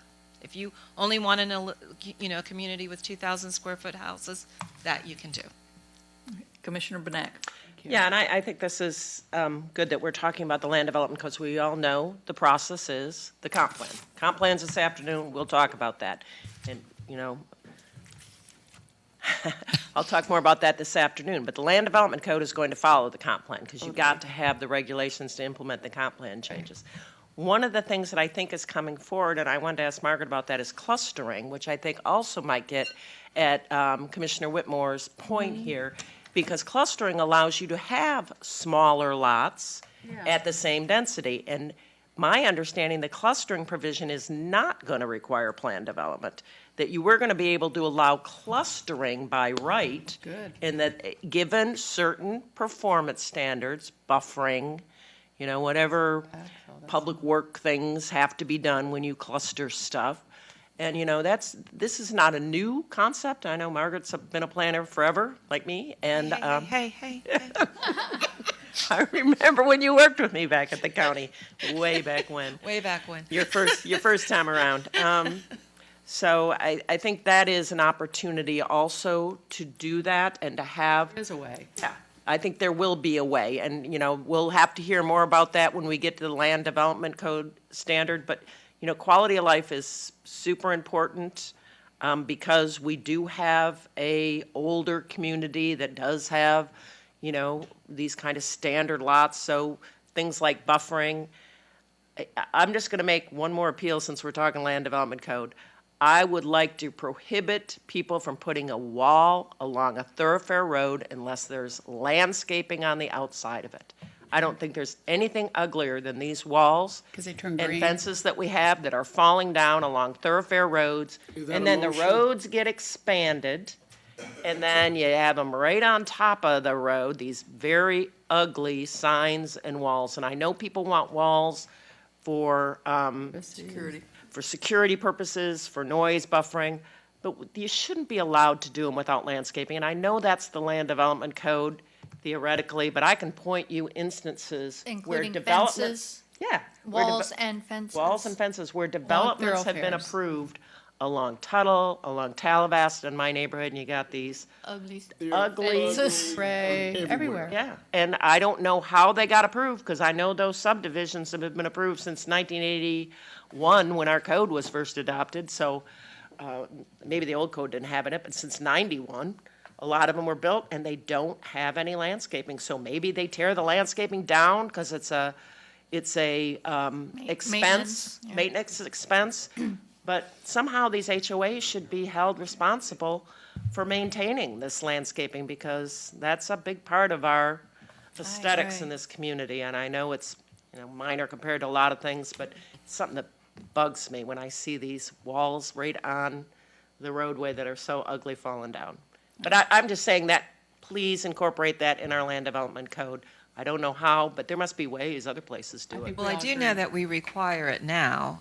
You know, I don't know on these things that are after the fact, or maybe sometimes they may be private fences, you know, not even, because you know, as roads increase in width and traffic, people maybe at one time didn't have their backyard fenced, and now all of a sudden they do it. So, I mean, it is a code requirement don't. now that you have, if you have a wall or a fence, that in a development, that your landscaping is on the site, on the outside of that wall or fence. However, as a private citizen and I put up a fence in my backyard, the county doesn't tell me I have to have landscaping on the outside. And it could be 20 houses that have the same thing, and it looks like it's part of a development. So, you know, maybe without we knowing add that. exactly where they are, to Maybe have, you know, Madison Rob's County staff don't go tell you. look, That would be my point. Maybe we need to add that if you're going to be building a fence or wall along a thoroughfare road, that you got to have landscaping on the outside of it, on an individual property.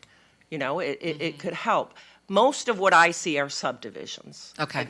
That's my bigger concern, but I certainly don't have any problem with what you brought out. I hadn't even really thought about that, but that might be a requirement. And I think they take the landscaping down because it's, you know, yeah, you're right. You got a little strip on the outside. You usually don't have a whole lot of room. But our code does say on a reverse frontage lot, which was what those are, even though they don't take access, they have frontage along a thoroughfare road, and then they take access off of an internal road, that they're supposed to do it. I think sometimes it gets missed, quite frankly.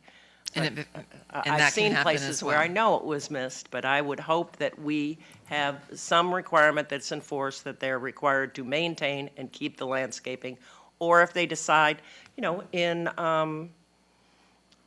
Whitfield, they don't allow any fences in the front yards at all. And that's, I think it's pretty cool, what it looks like, and that's to maintain the character of Whitfield. So I don't think this kind of a requirement, and I'm bringing it up almost like we're in a workshop, I don't think it's too onerous to, I mean, I'm not one to add a lot of unnecessary regulations. But I can tell you that, I mean, you drive anywhere in this county or Sarasota, and you see these walls along thoroughfare roads that are falling down, or fences, and they look awful. Commissioner DeSabatino. Yeah, that's a good point. Have you explored other areas like Sarasota, because they have a row of these smaller homes?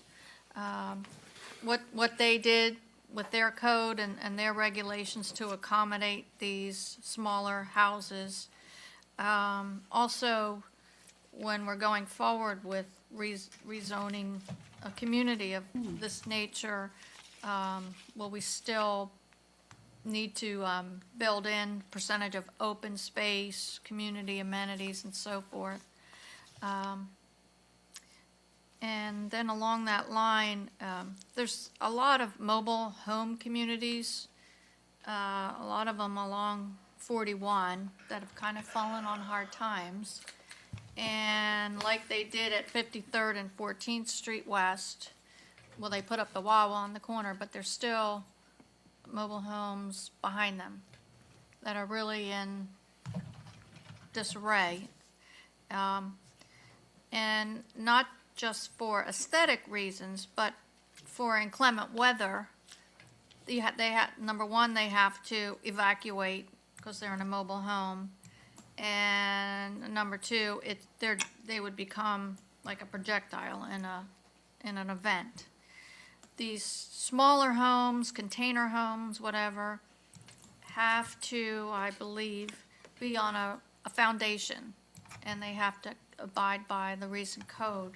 So in those areas, now that you have the mobile homes that have to evacuate, if you build the replacement homes above base flood elevation, then they don't automatically have to vacate. So I think that's something That's for another day, talk though. about. Yeah. And then we'll go back to the signs. Yeah, that's Okay. Commissioner Smith? Yeah, just touching base on Commissioner Benak on the electronic signs. Trust me, it's more controversial than you think with electronic signs. I know that we discussed this thing in the city of Palmetto for a long period of time, and I believe you need a special permit to put one up today because unless they've changed that, because electronic signs can be seen from miles away, specifically if they're going all night long. Your local businesses will be able to put up electronic signs. You'll be able to put up dancing girls, dancing men, and they can be dancing all night long. That's one of the things we had concerns about. Pretty And so- sure that churches won't do that, but I can't say for positive. I thought that until about a week ago, till I seen some on the web. It's called a cursing preacher. I've never heard of that. But that's another story. Oh, my. But no, I think that should be a discussion, but I can tell you that a lot of your residents, and that's one reason why McDonald's, when they rebuilt, they want to tore half the building down because they wanted that sign to stay the height that it was. Right. And so if you tear it down, it can't be that height. So I'm just saying electronic signs, which I know a lot of churches, but a lot of businesses want them too. You remember over there on the waterfront that you have It Works Global, for example, we had the owner to put electronic sign up on that board, and we didn't know it was put up.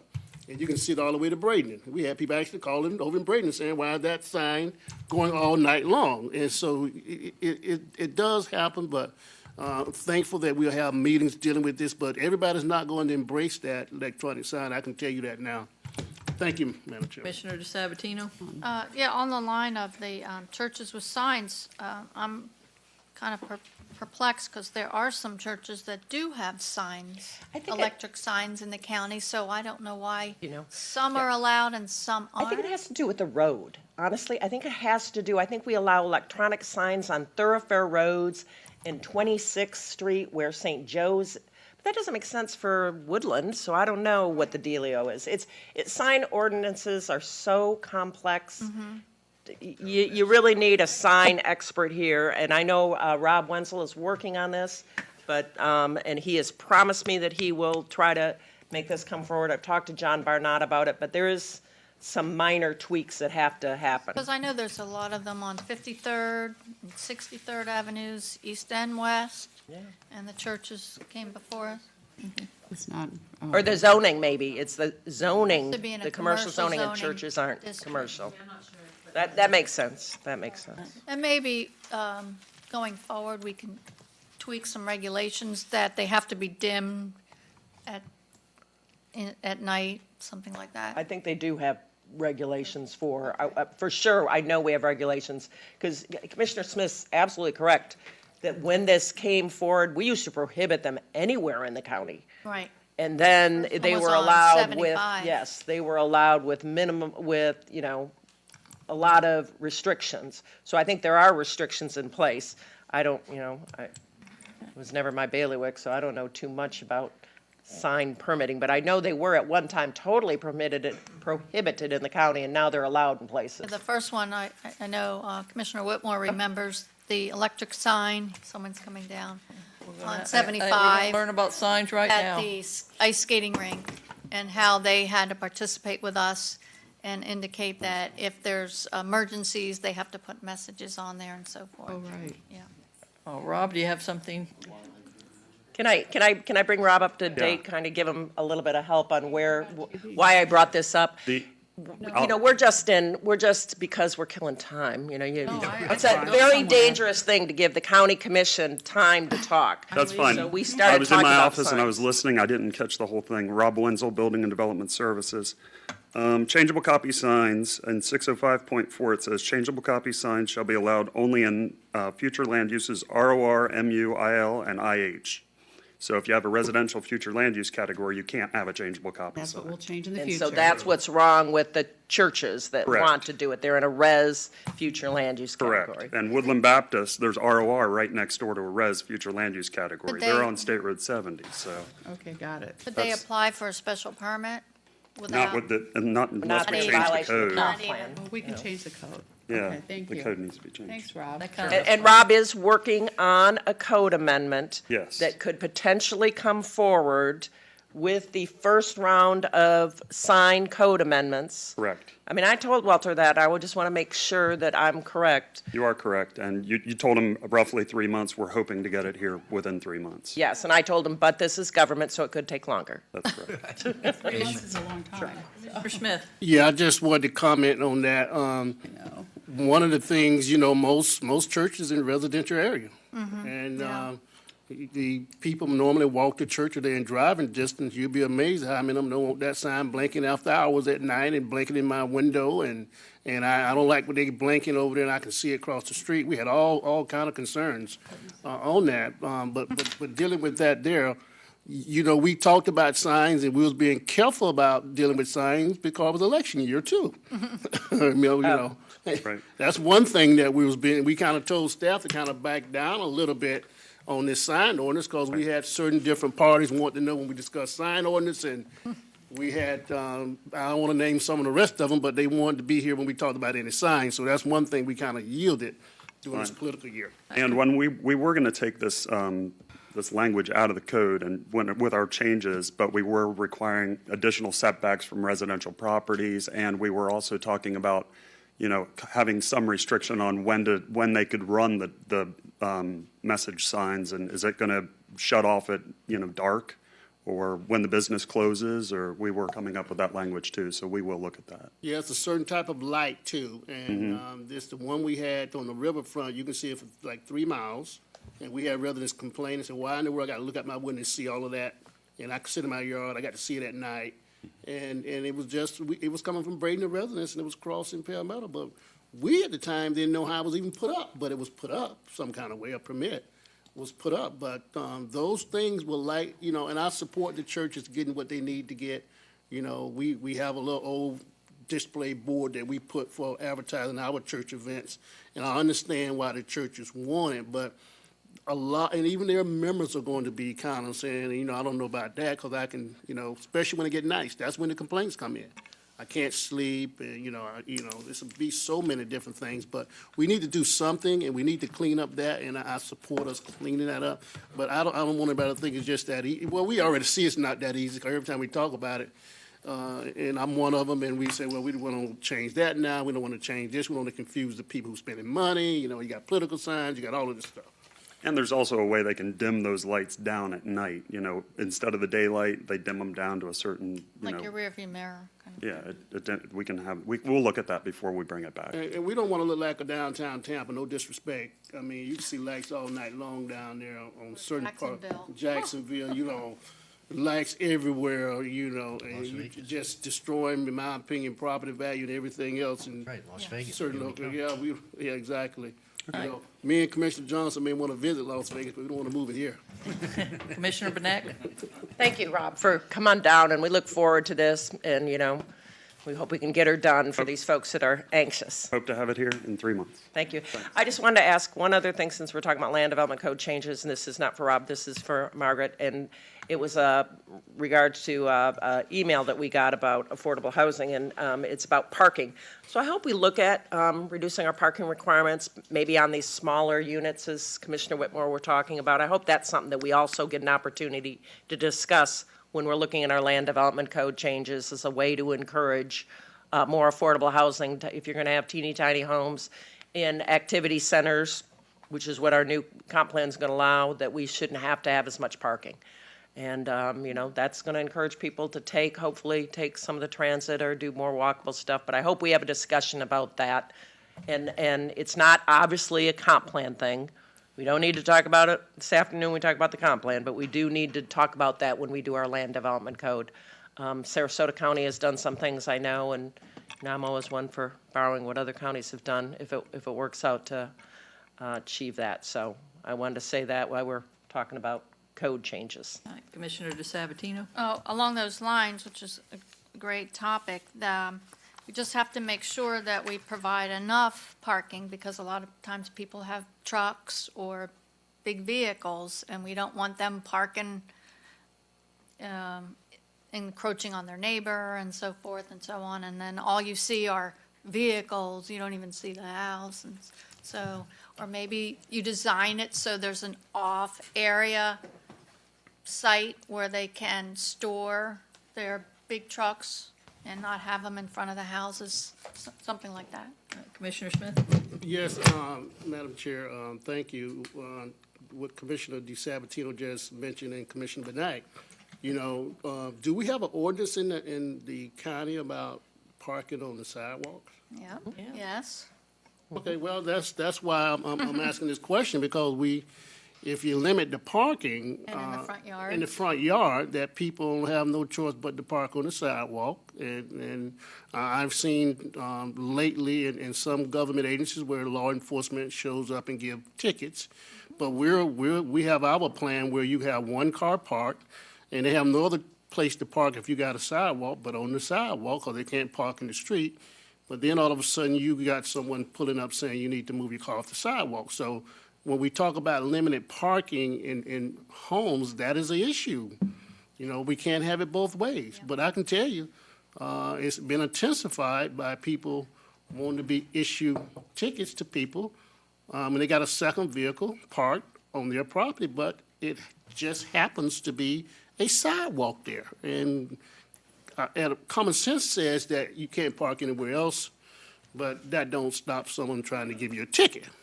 And we are zoning these properties with one vehicle and no other way to park, and they have no choice. So sometime we create a situation, and we have to look out for that too. And I agree with, and then public safety.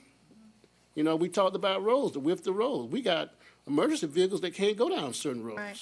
In these Right older now, mobile home parks, they can't get through. We have fire trucks that cannot go down these roads. And so the width of the road is an issue too. God knows, I don't know what's going on in Commissioner Tracy's district. I mean, some of those roads, you gotta be kidding me. You have to drive 2 miles per hour and hope you don't tear up your vehicle or get it stretched up. Some of them so narrow. And so these are things that we gotta There's a address. school. And we built a school there. Yeah, I know. With all kinds of traffic, All yeah. right, we'll be back at 11:30, or 1:30, 1:30. 11:30. 1:30.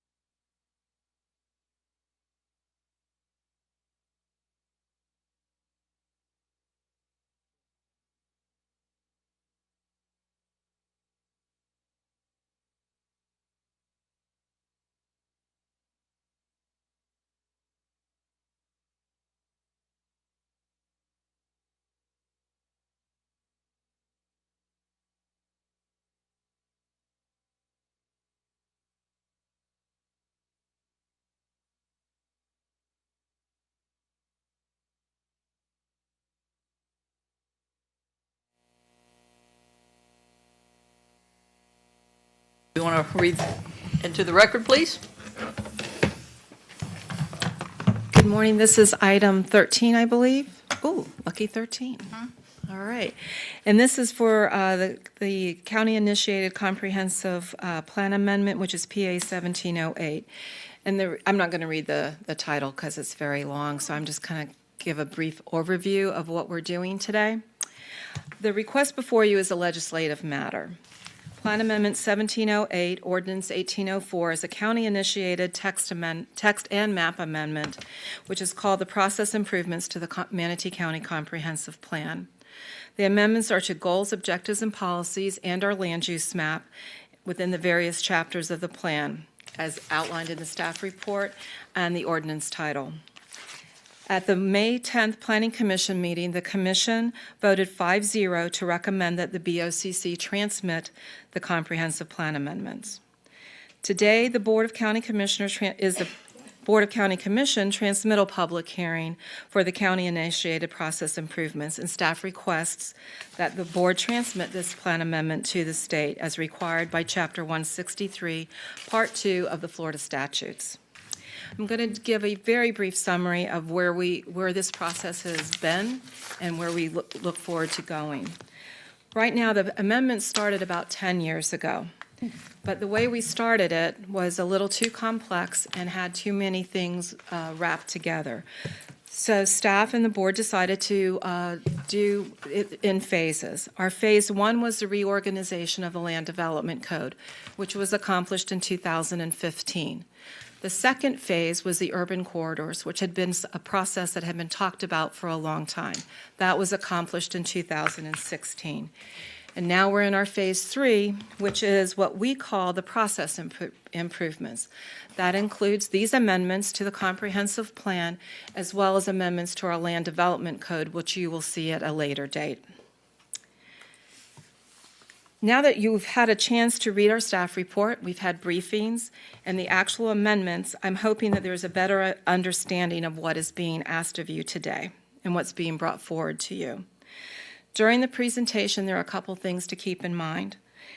Primarily 2 things. One is the function of the comprehensive plan versus the land development code. And the second thing is we're trying to provide the opportunities for compact development, affordable housing options, and services near residential communities. Now, I'm going to do a brief, kind of go over some things about, how did we get here and, what are some of our problems. Our system is currently very complicated. Our comprehensive plan was adopted in 1989, and it was written as more of a land development regulation than as the overall planning document, the vision document of the county. The consequences of that is that we have 2 land development codes. You're required to look at both documents every single time you want to do a development in the county. Our goal is that the comprehensive plan becomes that vision policy document that it is always intended to be, and that the regulations are contained in the land development code, which is where they need to be. I'm going to go over a brief, some scenarios about how development does or doesn't occur in Manatee County. The first one is that I want to do a residential development. I have 20 acres of property. It is zoned residential single family, which is the type of product that I want to do. It's in the future land use category of residential 3, which allows up to 3 dwelling units to the acre. Residential is a permitted use in the use table, and I want to build 60 units, so that's perfect. 20 times 3 equals 60. My second scenario is I want to do a commercial development. I have 3 acres of property. It's actually zoned general commercial. I think great. And the future land use category is residential or retail office residential, and there's a floor area ratio which measures your intensity of 0.35. My commercial use is permitted, so I'm thinking this is good. I can do 45,000 square feet of development, which is what I want to do. My third scenario is I want to do a mixed-use project. I want to do office on the bottom floor, residential on the top. Again, I have that 3-acre parcel. It's zoned general commercial, and it has future land use category of ROR, which is known as a mixed-use category, and that's what I want to do, is a mixed-use project. The office and multifamily are permitted uses. The 45,000 square feet is what I want to do for my office, and then I can get 27 multifamily units. Since each of the projects meet the requirements of the comprehensive plan for both density and the floor area ratio, and the land development code for the use, I come to the county to submit my application. Well, they tell me I can't do it. And I said, well, why not? Well, because you forgot to look at other information in the comprehensive plan. So I said, what other information is that? Well, my density. Even though it's residential 3 doesn't equal 3 equals 1. And if I do greater than 1 dwelling unit to the acre, I have to do a special approval, which requires me to rezone to plan development, even though I already have the zoning that I would like to develop. The second thing that I did wrong was floor area ratio, my intensity of my project. The comprehensive plan says 0.235. However, 0.35 doesn't equal 3.5, it equals 0.25. So if I want to do the 0.35 floor area ratio to get my 45,000 square feet, I have to do a special approval, which requires me to rezone to plan development, even though I have what in most communities, general commercial is the golden district in a commercial designation. The third thing, which is even more interesting than the other two, is I want to do a mixed-use project. I want to do office and I want to do residential. And I have a mixed-use land use category. But in our comprehensive plan, it says if you're going to do a mixed or multi-use project, you have to seek a special approval, even though you're in a mixed-use future land use category. And then also the floor area ratio kicks back in. 0.35 doesn't equal that, it equals 0.25, and the density is also not appropriate because I have to be less than the 9 dwelling units that's allowed in that. And at the end of the day, will any of my projects look different or be different other than the fact that I have to rezone to plan development? Probably not. Will the number of units be different? No. Will my square footages be different? No. And will the project that I want to do still be mixed use? Yes. So what I've done is what I'm required to do is rezone a piece of property even though I have the zoning that I need and the future land use that I need. So what we've done is we've made the process longer and more expensive. So at the end of the day, a project that should have been able to just be permitted outright cannot do that. It has to go through this whole rezoning process.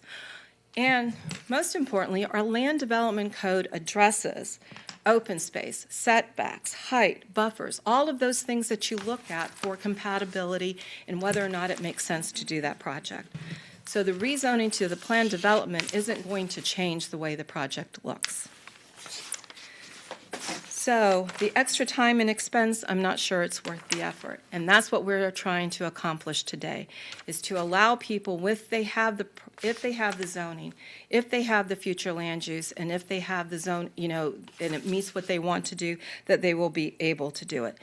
And then when Pat goes through her information, one of the bigger problems or issues that exist with so much of our projects having to be forced into the planned development category is that each of those planned development zonings is its own separate zoning district. Mm-hmm. It's not located in the land development code. Whether you're staff, a developer, a homeowner, or any other person, you just can't open up a book and find out what are my setbacks, what are the uses I'm allowed to do. Is my project still valid because there's timeframes to the site plans? What do I do? So if they call the county to find out what that information is, as a staff person, you have to more than likely say, I will call you back, because you have to go look up the specific land development order for that zoning district, because it's not in the book. So that takes time and effort away from things that you could be doing, that you should be able to read the land development code and tell people what they need to do. And it's also, there's a lifelong reliance on that plan development. It doesn't go away because the project is built. It stays with the property forever. So at this time, I would, and like I said, Pat will be discussing the special approval process, which is just a term that we are attempting to remove from the comprehensive plan because it's an unusual term that's not typically mentioned in any other jurisdictions. And we currently have many of the regulations that we now require people to rezone because they have adjacent to a perennial stream. We have regulations for that. So I think that, what we're trying to do is to perhaps streamline the process. Rezonings will still happen because much of our property is not zoned appropriately. A lot of it is A1 or some other zoning district that people are not going to develop because that's what the property has been for years. So I think that at this time, and plan development will be still an option. It's not being removed from the code. None of those zoning districts they will still exist and you can still rezone to plan development. And one of the more exciting things from a staff perspective is when we adopt the new land development code, which I know we're not talking about completely today, but we're going to have a table in there that assists people. We don't have that now. It will list the future land use categories and what zonings may be appropriate. There's a variety of zoning districts that you can have within that. So I will now turn it over to our consultant, Pat, and, as you know, we're always here to answer any questions that you may have. Thank you. Good job.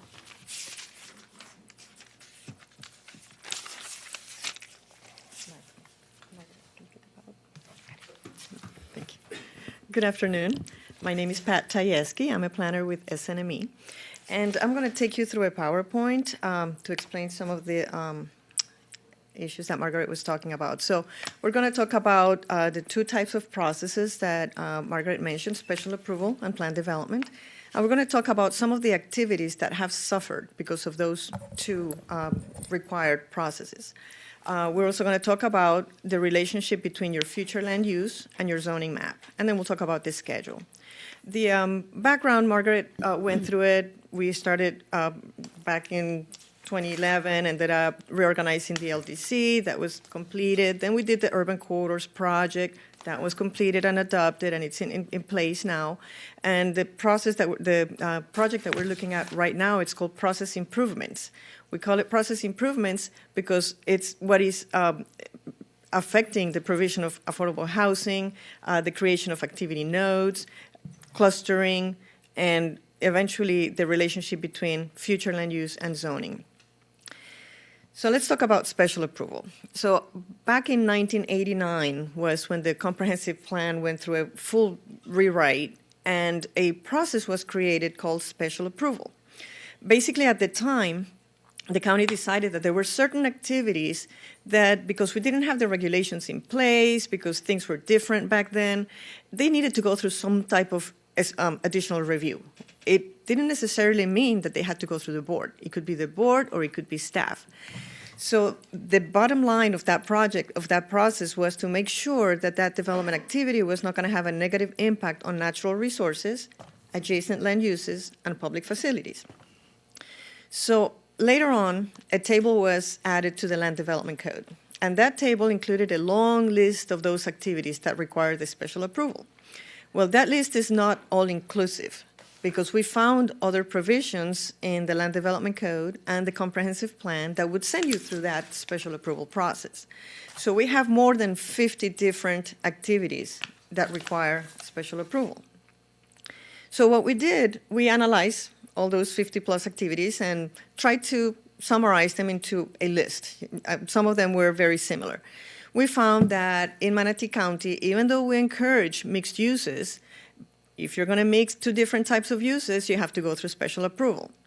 If you're going to have a density or intensity above a certain threshold, you need to get special approval.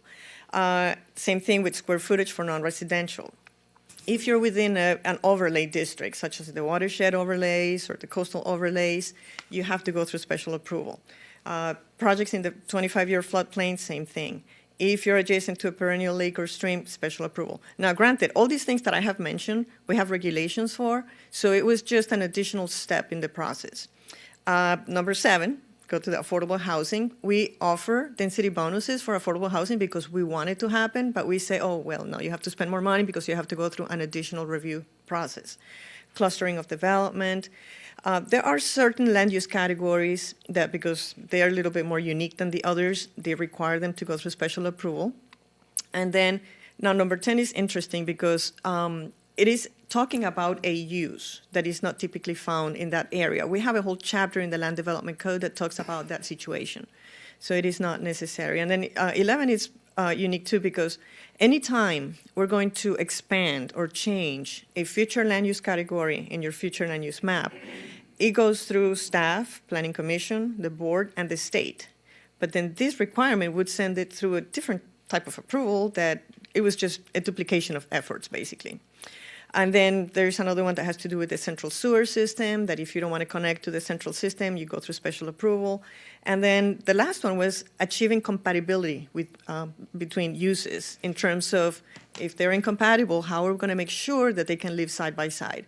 Now, remember, we also have a chapter in the Land Development Code that deals with buffers, and that's what that chapter is supposed to do. So after doing all that analysis, making sure that we had regulations in place, we came down to 3 conclusions. If we have regulations or other types of reviews already in place, we don't need this special approval. So we would just delete that requirement. We did find a few activities that would require some type of additional review, not just going through staff and getting approved. Well, we're going to use a different process now. And the third one, there are some activities that will require board approval. Typically, those are stated as, this is the regulation, but if the board makes a finding of overriding public interest, a different regulation may apply to that project. So we're going to preserve those. It's just that we're not going to call them special approval.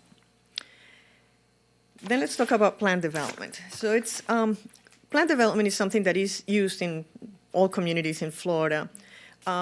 When it was established in Manatee County back in 1989, the comprehensive plan says that the idea of plan development was to establish a review that would minimize, or a process that would minimize the duration of reviews and minimize the number of discretionary approvals. But as you all know, when you go through PD, it takes longer, and it implies that you have discretionary approvals.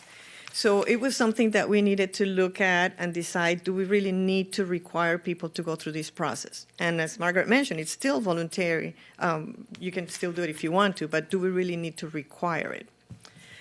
So when we look at the county, the area west of the future development area boundary, meaning this area to the west of that line, everything is going to be developed eventually. And already today, almost half of that land is planned development. All those sites have been rezoned to planned development. That means almost half of the county, all those people have a special land development code just for their properties. So that's what makes it really complicated for staff. So just like we did with special approval, we said, okay, let's look at the common denominators here for requiring PDs. So there are some future land use categories that are unique. Like there is one called public, semi-public. Another one is called major attractors. Then there is the Florida International Gateway, UF3, which is urban fringe 3, and mixed use. Right now, if you are located within any of those, you have to go through planned development rezoning. And again, we go into the development compatibility. If you have commercial next to residential, for some reason, the books, Complan, LDC say you have to go through planned development. And again, with the density and intensity. If you exceed a certain number, you go through that process. Affordable housing, again, cluster development, again, mixing uses. And then the bottom one kind of summarizes that the issue that sometimes it is not that necessary to go through that process. If you're doing just a 3,500 square foot building associated with a roadside agricultural stand, it was put in the books that that would have to go through the PD process. And then again, we looked at how can we fix this problem? When we came out with 3 bottom lines or recommendations. If it is an issue of compatibility, we already have landscape buffers required in the code, in the land development code. So those could typically be addressed that way. If there is an issue with the zoning, some of those land use categories that I mentioned, like the UF3 and the mixed use, the issue at the time was that we didn't have specific zoning districts that could serve the purpose of implementing that land use category. Well, over the years, we have adopted new zoning districts, and we're now even going to propose new ones when we come back with the land development code to address that. So now we don't have to worry about that. And then in many cases, it's an issue of use, of land use. And we know that we have other types of reviews already in place that deal with uses. So we decided that PDs could still be done on a voluntary basis. Certain land use categories will still be requiring it, like public, think about like a major water plant or something like that, major attractors too. And then we have a specific standard in the Land Development Code that says we have standards for entranceway corridors, but if you're not going to meet those standards, you have to go through PD. And we agree that that's the best solution for that instance. So by going through this process, we're going to minimize that reliance on PD and hoping that people will start using the regular zoning districts and the Land Development Code. Now let's talk about affordable housing. I mentioned before that when you're going to do affordable housing, if you want to do a density bonus, you have to go through special approval and plan development. The county has many goals and policies saying we want to encourage the provision of affordable housing. It's something that we want in the county. But then you go into the details, and there is a policy in the comp plan that says, we should establish a bonus system, but then it also says, but you have to go through special approval. In the Land Development Code, it says, and in order to do that, you have to go through plan development. So those are the provisions that we're trying to fix. Mm-hmm. We have criteria for rezoning property in the county. So if somebody's going to do an affordable housing project, and let's say that they don't have the specific zoning district that they need for the density that they want, when they go to rezone, the Planning Commission and the board are going to be required to look at 15 criteria to decide if that's the appropriate zoning district for this project. I'm listing here just 6 of them, and they address compatibility, availability of public facilities, including schools, consistency with the surrounding development. Is this a logical expansion of existing districts? Are there going to be any environmental impacts? And the types of uses that would be allowed. So basically, whenever you see a project that is coming through a rezoning, you have special criteria that you're going to be looking at. So plan development and special approval would just duplicate the efforts. Mm-hmm. Clustering, there are 2 types of clustering in Manatee County. The first one, it's encouraged, and it is to protect environmentally sensitive areas. The idea is that if you have a lot of wetlands and maybe some wooded areas that you want to preserve as open space, you may be able to cluster your lots, your homes, in the high upland portions of your site. To do that, we have to reduce lot sizes, but what you end up in the end is with a project that saves a lot of the land that we want to keep as open space and allows the development to be congregated or clustered in another part of the site. The other reason for doing clustering in the county has to do with agriculture. If somebody owns a site and they want to keep maybe half of it for agricultural purposes, and they want to cluster on the other half, that's something that we want to be able to allow. Right now, you can do that, but to do it, you have to go through plan development. So what we're proposing is that we should be able to allow it by using regular zoning districts. And when we come back with the Land Development Code, we'll have specific standards for doing this. This is the example of what I was talking about. This is an actual subdivision or 2 subdivisions in Manatee County. The picture on the left shows what it's there today. The picture on the right shows what it was like before it was developed. And you can see in that green line, there was a very heavily wooded area that could have been saved if we had had the clustering standards that would have allowed smaller lots on the right. So when we come back with the Land Development Code, we'll show you how we propose to address clustering. But what we want to do at this point is to eliminate the requirement to go through PD in order to get clustering. Now let's talk about activity nodes.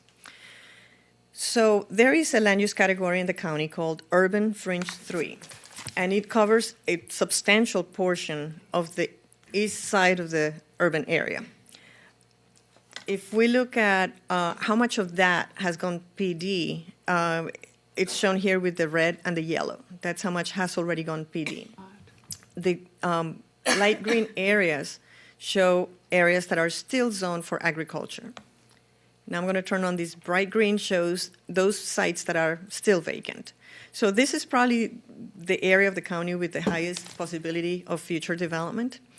But one thing that the county realized back in 1989 was that, okay, so we're going to mark all that area as future development. It's the urban fringe. So it's going to have a lot of subdivisions, but we don't want it to be just subdivision after subdivision after subdivision with gates and closed streets. And where are these people going to go shopping? Where are they going to go to get their hair done, or go to the doctor, or go to Starbucks? So they created a system called commercial locational criteria. So at that time, they said, if you are at a certain intersection, maybe arterial with arterial or arterial with collector, we are going to allow somebody to come in and do a small activity center or commercial center. And there are different sizes depending on where you are in the county. Now, in order to do that today, you have to jump through a lot of hoops. You have to go through plan development and special approval, and we want to make it a little bit easier so that people start getting services closer to where they live. This is where, in this slide, you can see what some of the graphics are. To find anything about the commercial locational criteria, the first place to go is the land use operative provisions element of the comprehensive plan. I don't think many people use that element or even know that it exists, but it explains, how far you can go from the intersection, how adjacent you have to be to other uses. So it's very detailed. So what we want to do is just pick it up and start using it.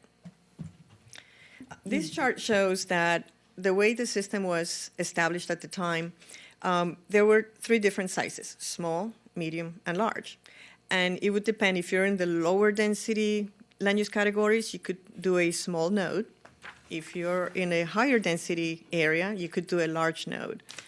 And what we're trying to do is to connect those sizes, those ideas, with zoning districts. So the first step to do that is do it in the comprehensive plan, set it up, and then in the land development code, we'll talk about the details, how big, how setback, and how high, and all those details. Now, something else that we're trying to do with this, as I mentioned, it's called commercial locational criteria. So the idea is that it's just a commercial node.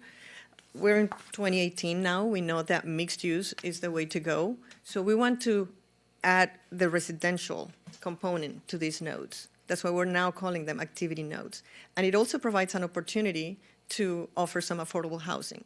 If you have a shopping center on the first floor, and then you have apartments above, that means that somebody's going to be able to live close to services, and it's probably going to be less expensive than if they live in the subdivision next door.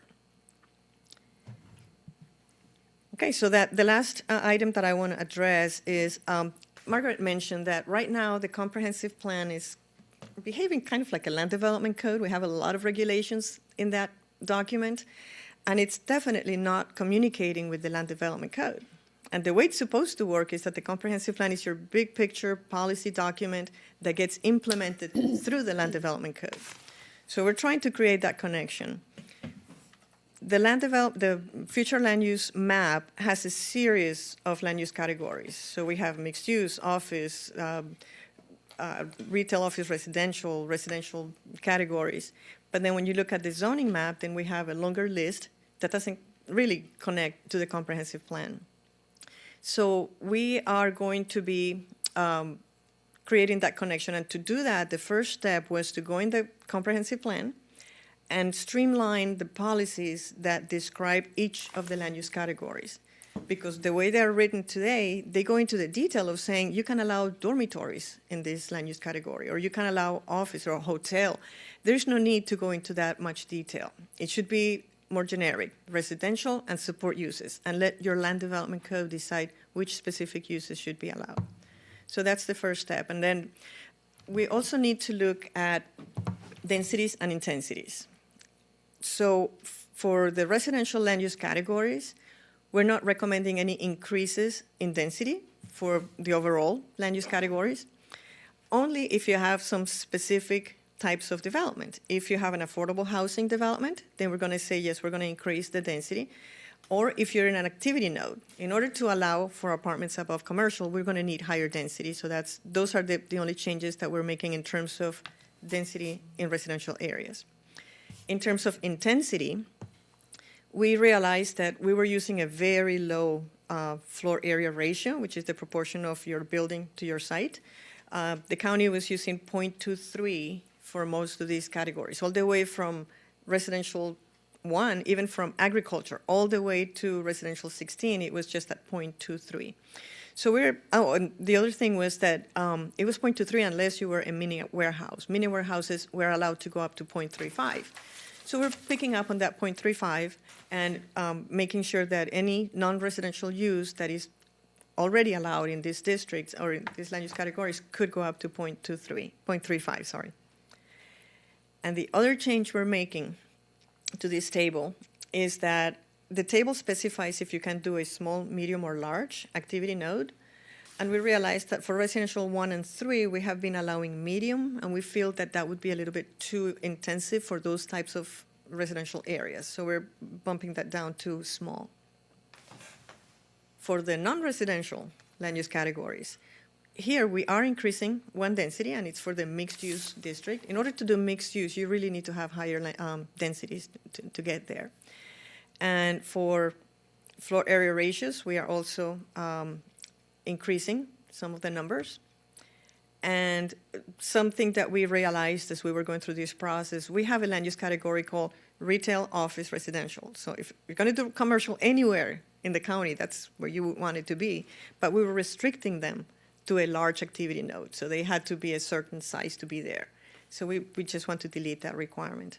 Now, something that I want to mention here is we have heard from the school board, and they were talking about how we should not be considering increases in density because that may have impact on schools and all that. As I mentioned before, we're not doing just a straight increase in density in these land use categories. It's only for those specific projects. Those specific projects will probably have to go through a rezoning. They'll come to you. When you do a rezoning, you have to look at, do we have adequate public facilities and services? So they will be addressed at that time. And this, eventually, when we come back to you with the land development code, this is the idea that we'll have a table that will show if you have residential 3 future land use category, these are all the different zoning districts that you could potentially rezone to.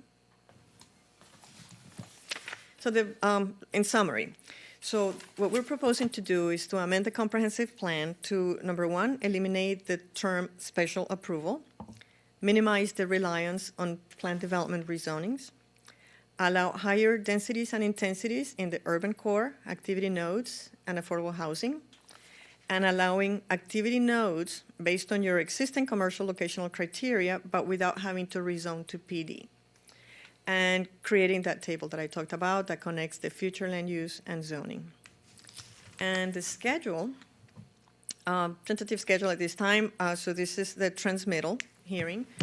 So the plan amendments are going to go to the state, the Department of Economic Opportunity. They're going to review that, send it back to us, and then we'll come back to the board sometime in August or September for the second hearing. And then we start taking the land development code through the process. So we have been working on those, and we have had public meetings regarding the land development code. But the idea is that we will come back to you in November with the land development code, and hopefully we'll have it adopted in December. Any questions? Commissioner Whitmore. Well, we've been working on this for many years, so it's good that it's finally coming to where it is today. I consider the comp plan like the master plan or a vision for the county. And from talking to all of you, it's acting like another land development code, because what we'd put in the comp plan really shouldn't have been there. It should have been in the land development code. So we do need to clean that up. And I have been through this pony show before in Holmes Beach. Took a year in our little city just to do this years ago. And we had our chart. We had special committee look at it, and then we went through it with our planning commission page by page, and it took like a year to do it. So I can understand how tedious this is. This special approval, mixed uses. You have to go. And, you know, I know it always has come before us as plan development. And to hear you break it up, they have to go these extra steps. That's why you're not seeing any housing on top of businesses or creative ways to do anything, because you have to go to plan development. Once you go to plan development, it's so expensive. So you've addressed that. We talked about clustering earlier. And what I'm looking at is the smaller homes, very small homes, and the other new types of housing that they are, that workforce affordable, whatever you want to call it, somebody that just doesn't want a big house. And I was told this morning that it could fit under clustering. I'm looking at your definitions or what you were talking about, and it mainly addresses if you don't want to hurt the environment or you want to cluster so you don't, or you have more open space. It doesn't really mention for what I had talked about this morning, and you guys can address that later.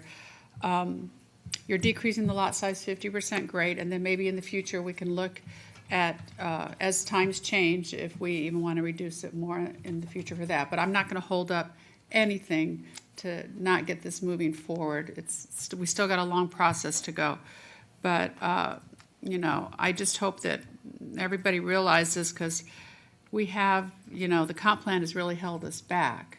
And for people that want to, you have to hire a lawyer to be able to do anything in this county, because you've got to read through all this stuff and all these rules. And then, like you said, like Margaret said, you go through everything, you think you have it. It's totally not correct. So hopefully this will allow regular citizens to come before us and do things too. So thank you. Commissioner DeSabatino. Yeah, I want to thank you for all your hard work, all your teams and everything. It's been years in the making. And I really wanted to thank you for cleaning up that special approval process, because that's always the one that costs us agita, because they had certain designations, but then they had to go through the special approval, and it was always confusing that since they're asking for it, they're not automatically entitled to it, but then we're instructed that staff has approved it because it fits the criteria, and it was always very, very confusing. So I'm just glad you're going to straighten that out. Thank you. Okay, we'll open this up for public comment. I have some names. Sandy Marshall, you have 3 minutes. Come state your name, followed by Sharon Hillstrom.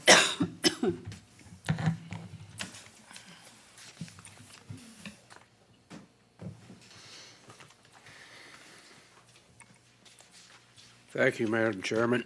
For the record, I'm Ernest Sandy Marshall. I'm the Vice President of Federation of Manatee County Community Associations. Federation's been following this issue for a long time, and as you know, we have appeared and wrote letters to you about different aspects of what's being done. Like Commissioner Whitmore and Commissioner DeSabatino said, we have to be very pleased with the expert that's been hired to help us refine what we're trying to do. The issues that I would bring to your attention and ask questions and have staff, if they can, answer them briefly, is there is an attempt to streamline. The question becomes at whose expense. And what I'm referring to is we sent a letter on November 4th, 2016, and it was eliminating making attendance by the applicant to staff regarding A, development order review, pre-application meeting, general development plan, and preliminary plat review process of pre-applications, and making it mandatory to do this. Is that still in there? And if not, why not? The second thing is this. The biggest problem that you have is people coming in here complaining about something they don't know about. Something happens from the standpoint of wanting a development in an area. Best example was the $100,000 mistake that was made on that tower that came up recently. We've got to eliminate those kind of issues for the good of the county and the good of the taxpayer's dollar to make sure we don't have that happening. And regardless of how it occurred, I'm not trying to point any fingers. I'm just simply saying that staff, the people doing these developments and whatever they're trying to put up need to coordinate closely, and they need to see themselves face to face and not just put it in regulations and expect it always going to come out that all you got to do is read the book and you're going to get the answer. The best results is face to face in a lot of issues. So all these ideas of how to streamline are good, but keep the public involved. That is a hue and cry that you need to take care of. Also, the next question is the question of how to protect the public other than this term overriding public interest. the thought that the Burt Harris Act and that the loss of the concurrency statute automatically required you to approve everything that come before you is not correct. You need to use the police powers, and that needs to be in this code, in the place that we're talking about it today and in the future. Where is that in there? To protect the health, welfare, and safety of the public. That's a constitutional right given both to the counties, but more importantly to the public, to be sure that they can come in and challenge what's happening. Can I have just a moment to wrap up, please? You have about 20 seconds. I'll try to do that. So I'm not going to belabor it. I think I've covered the key things that I'd like to have some answers for the public as well as for you folks from staff on that, so that we can try to keep moving down the same direction. And next time, hopefully, we'll be able to come in and say a few more things that will be helpful to give you guidance and so forth. Just remember it. The constitutional powers, police powers, trump the Burt Harris Act, and they trump the loss of the concurrency statute. Those things have created situations, but you cannot change the Constitution unless we as the people vote for it. Thank you. We'll answer those questions after we close public comment, so the staff is writing them down. Sharon Hillstrom, followed by David Christoffel. Thank you, Madam Chair. Good afternoon, Commissioners. Sharon Hillstrom, President and CEO of the Bradenton Area Economic Development Corporation. And I'm here to represent the leadership of our organization who is in support of the proposed amendments to the County Comprehensive Plan.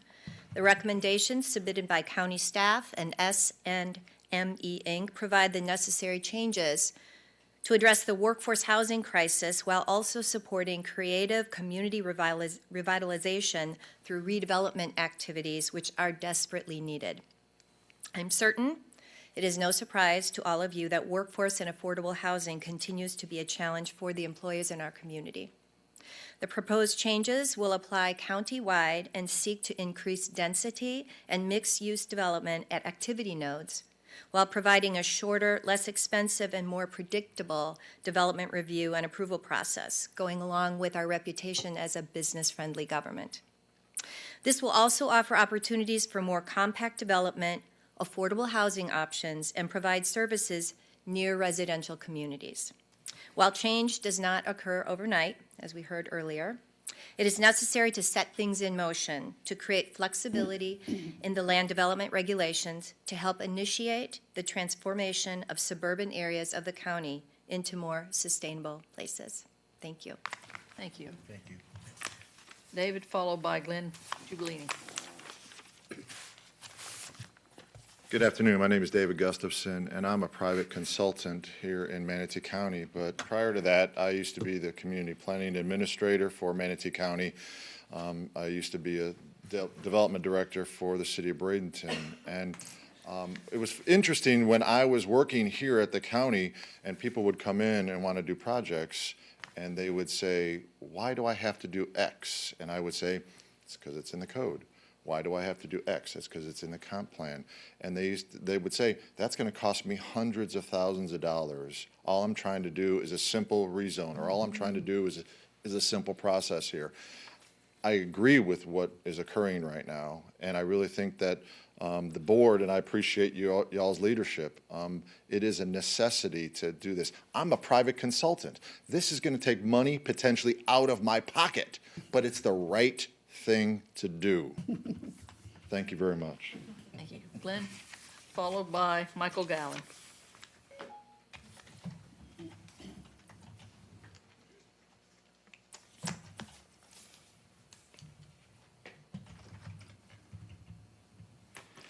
Good afternoon. My name is Glenn Giubilini. We're moving forward in leaps and bounds. This is absolutely great. I do want to clarify a couple of things first, though. On affordable housing, it should trump all other housing up front. I mean, we used to be at a 25% rate too. On our rent, folks are spending 40% or more. And that, we've got to get that down. Tiny houses, I love them. I think there's a place for them all day long.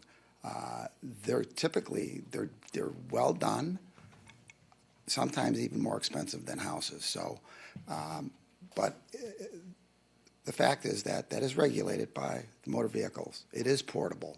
So if you're going to put the tiny house on a lot, you should do like the mobile homes do and get the big screws and hurricane and get it down. On the other hand, so I have a problem with the 4,000 square feet. I think there is an opportunity. There are thousands of parcels of land that are available. And I'll give you an example, and I'm glad you're here, Denise. There was a lot out in West Bradenton that we were going to put the top house on, the Sarah House. It was 50 feet by 100. Well, there was a slight hiccup that that lot was only 25 feet, so there was a miscalculation on all parties. So I would like to revisit that. So 25 by 100 is 2,500 square feet. Both the Sarah House and that single container, that's a single container house on the bottom. It's only 8 feet wide, but it's livable and it's beautiful. So I think if you want to set a standard at 4,000, that's fine. But I think you need to get land patriots out there like myself to go out and find these other little lots and then talk to the neighbors and do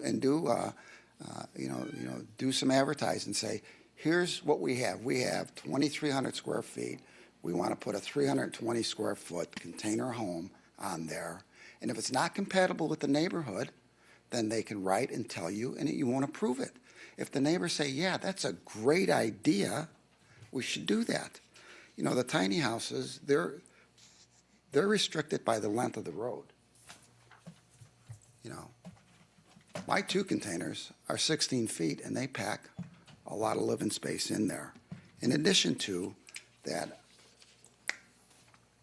we're regulated by code. We have electrical inspections, plumbing inspections, structural inspections, whether they're at Manatee Technical College, at my welding facility, or even on the job site.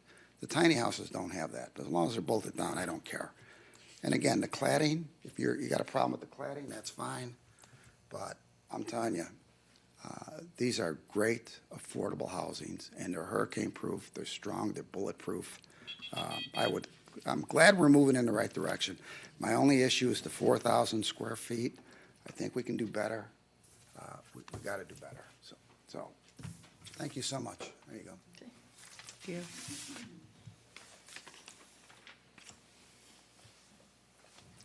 Good afternoon, Madam Chair, Commissioners, Counselor. My name is Michael Gallen, Vice President of Public Policy and Small Business with the Manatee Chamber of Commerce, and I'm here representing our leadership, our 2,000 business members, and nearly 70,000 employees of those businesses. Thank you, staff. Thank you, S&E consultants, and the board for getting us here today. To hopefully move this on to the next step. I know you all received our letter, the Chamber's letter. It should be in your staff report, so you know that we do support this item today. I do want to mention a few other comments. We believe this is about breaking down barriers to strengthen our business environment and enhance our quality of life. You heard today, the current comp plan as written is a duplication of efforts. So it's creating these additional requirements of special approval, plan development, rezones, and other obstacles that are hindering our revitalization efforts, creating a longer process, creating a more expensive process. So these are all obstacles for infill redevelopment, obstacles for affordable housing solutions, and revitalization throughout the county. Our business community have voiced their frustration and concerns over the years regarding the lack of affordable housing options and the slowed redevelopment efforts countywide. This hinders businesses' ability to attract and retain our workforce.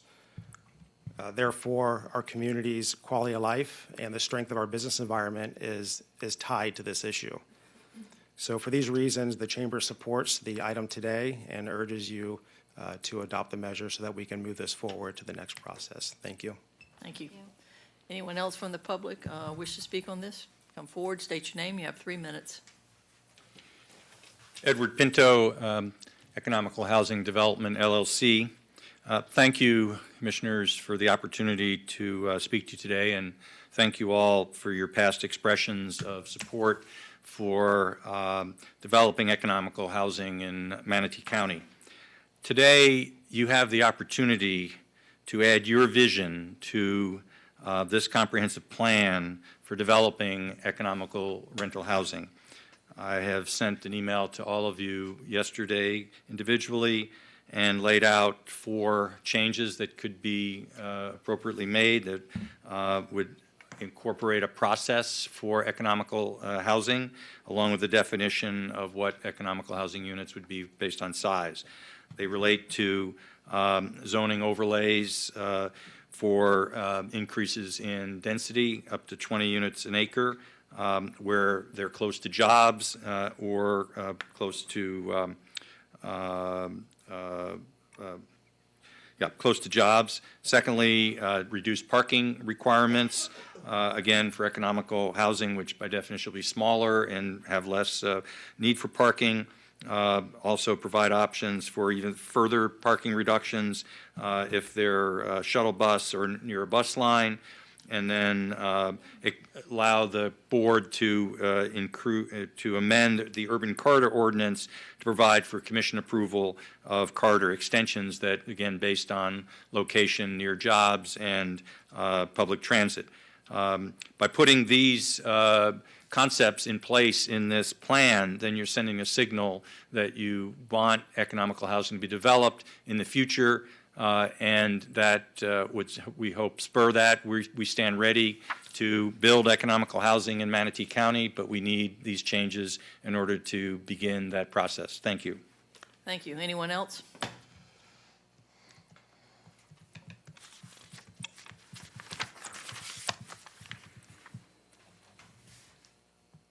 Good afternoon. Diana Shoemaker, Executive Director for Manatee County Habitat for Humanity. I want to speak in favor of the adoption and changes to the comp plan. We are a small builder here in this community of affordable housing, but we will benefit from the expedition of this process. The incentives that are put forth will also help Habitat. I also want to speak to the fact that smaller is better, and so we're going to be able to do more with less, in a sense, because of those kind of adoptions. So thank you for the hard work. We are pleased to be moving forward and working hopefully with the county on a community project next year, Poland Gardens, and all of these are going to help us be able to do what we so much want to do for this community. Thank you. Thank you. Anyone else from the public wish to speak? See no one come forward, we'll close public comment. Margaret, you have those answers to Mr. Marshall, and then it'll be Commissioner Benak. Sorry. Yes, ma'am. I think we'll tag team Pat and I if I don't cover everything. I'm kind of going to group them together. Glenn had some comments, Mr. Marshall had comments, and then Mr. Pinto. One of the things that I heard was, pre-applications being mandatory or not being mandatory any longer. Where is Mr. Marshall? Thank you. That is a process that we do within the county. And the pre-applications, most people take advantage of them, but, staff doesn't require it, and sometimes staff's frustration is we have the pre-application meeting, we make suggestions, or we actually tell people what they need to do to, not to meet the minimum standards of the code, and they sometimes ignore those recommendations and they submit their plans without the information in anyway. So it's somewhat of a frustration because I'm not really sure it moves the process along anyway if everyone's not going to be productive and listen to what's in those pre-application meetings, whether it's us or the development community. So right now, most people do take advantage of it. It's difficult to force people to do things. I mean, they can submit an application for rezoning or development without doing that. Public involvement, again, we have those provisions. We have had numerous meetings on this. We've had very little public attendance. As you can see, this is a pretty, this is what forms the baseline for how development occurs within Manatee County. At the zoning stage, to be honest with you, you're a little late in the game. You've showed up a little bit too late. This comprehensive plan lays the foundation, and then you have zoning districts that you have come in, and then it's hard to, discuss when you're meeting the comprehensive plan, which is a baseline, and, to then complain about what may or may not be appropriate from a zoning standpoint. And we're proposing to put all of those things in there. I mean, those things do exist. Then I heard Mr. Jubilina talk about that 4,000 square foot lot is too large. We provide for clustering. So the clustering option allows you to do smaller lots. It does not mean every lot within your development would be built at the smaller size, but you make some larger, some smaller, and then so you have a mixture of sizes of lots. I think if anyone looks at our development pattern today, pretty much every subdivision you see is exactly the same size lot. If you look at historic neighborhoods, there's a variety of lot sizes. People have built on one lot, people have built on two lots, they've built on a lot and a half. And so you get a variety of home sizes, a variety of value. You know, you have economic integration as well as just, you know, you have way more things going on in a neighborhood besides everything being homogeneous. So clustering allows that. Now, what I heard, and I am not familiar with the particular projects or any of the questions that were asked, but if you have a single lot that does not meet the minimum lot size of the zoning district that you are located in, it would be a legal non-conforming lot if it meets that status, and you can build on it. So I don't know what these situations were, but you have that ability to build on it. If that's the only piece of property you own, and it's a remnant piece of property, and it's 2,300 square feet or whatever, you can build on that lot. Now, you know, I'm not answering that for every single lot in the world because sometimes there are issues related to it. And those would be considered infill lots. And we are not, if you notice, like in the comprehensive plan, in the past, we used to be very specific about the types of uses you were allowed to do. You can do a dormitory, you can do multifamily, you can do this, you can do that. Now we're trying to be very generic. You can do residential, you can do commercial, you can do office. Those are the types of things that we're trying to do. So we are not going to restrict the type of house that you can build or the materials that you use. Again, this is the comprehensive plan and or the land development code. You have a separate building code that requires you to meet certain things. I think y'all will recall that project that happened on Cortez where they're building the kind of what you would call a container house. You know, and originally they were talking about not meeting the Florida building code. But then we worked through it, and because they were going to call them park models. But they now meet the Florida building code. So as long as a project, a home, a building, meets the Florida building code, you can locate it on a lot within Manatee County. And we are eliminating this minimum square foot requirement for standard zoning districts, because right now there are minimum lot sizes, or not lot sizes, excuse me, minimum square footage for houses, and we are eliminating that. So it should be able to address that, and that's what and then the 20 dwelling units to the acre, I think Pat can speak to that. And something important to mention is that everything that they asked, pretty much, all that belongs in the land development code. So today, we're not talking about the square footage of lots, we're not talking about the tiny homes. All that will be addressed at a later time. The only one that really related to the plan was the density comment for affordable housing. And we have two categories. One of them will allow up to 20, and the other one up to 24. So I think he was talking about 20, so we're addressing that. Now, we are going to have a updated draft of the land development code posted online in 2 weeks. So I would invite all those people that got up to speak to look at that draft and make sure that their questions were answered at that time. Commissioner Benek. Yeah, I'm glad that you clarified that because I didn't think the 4,000 square foot minimum lot size was anywhere in this document. I mean, that's something that we will be talking about when we get to the land development code. And the clustering definition is in here, but it doesn't talk about lot sizes at all either. So it is an opportunity to do that. And clustering, you know, we had clustering in the land development code before it was changed back to plan development. I can even remember back that far. Clustering is not a new concept. But the reality is this comp plan has been proposed to be changed since it was adopted in 1989. When this comprehensive plan was adopted in 1989, special approval was put in there as a placekeeper.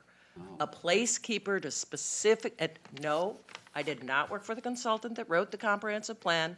I was not the planner who wrote the comprehensive plan at Manatee County, because planners didn't do it.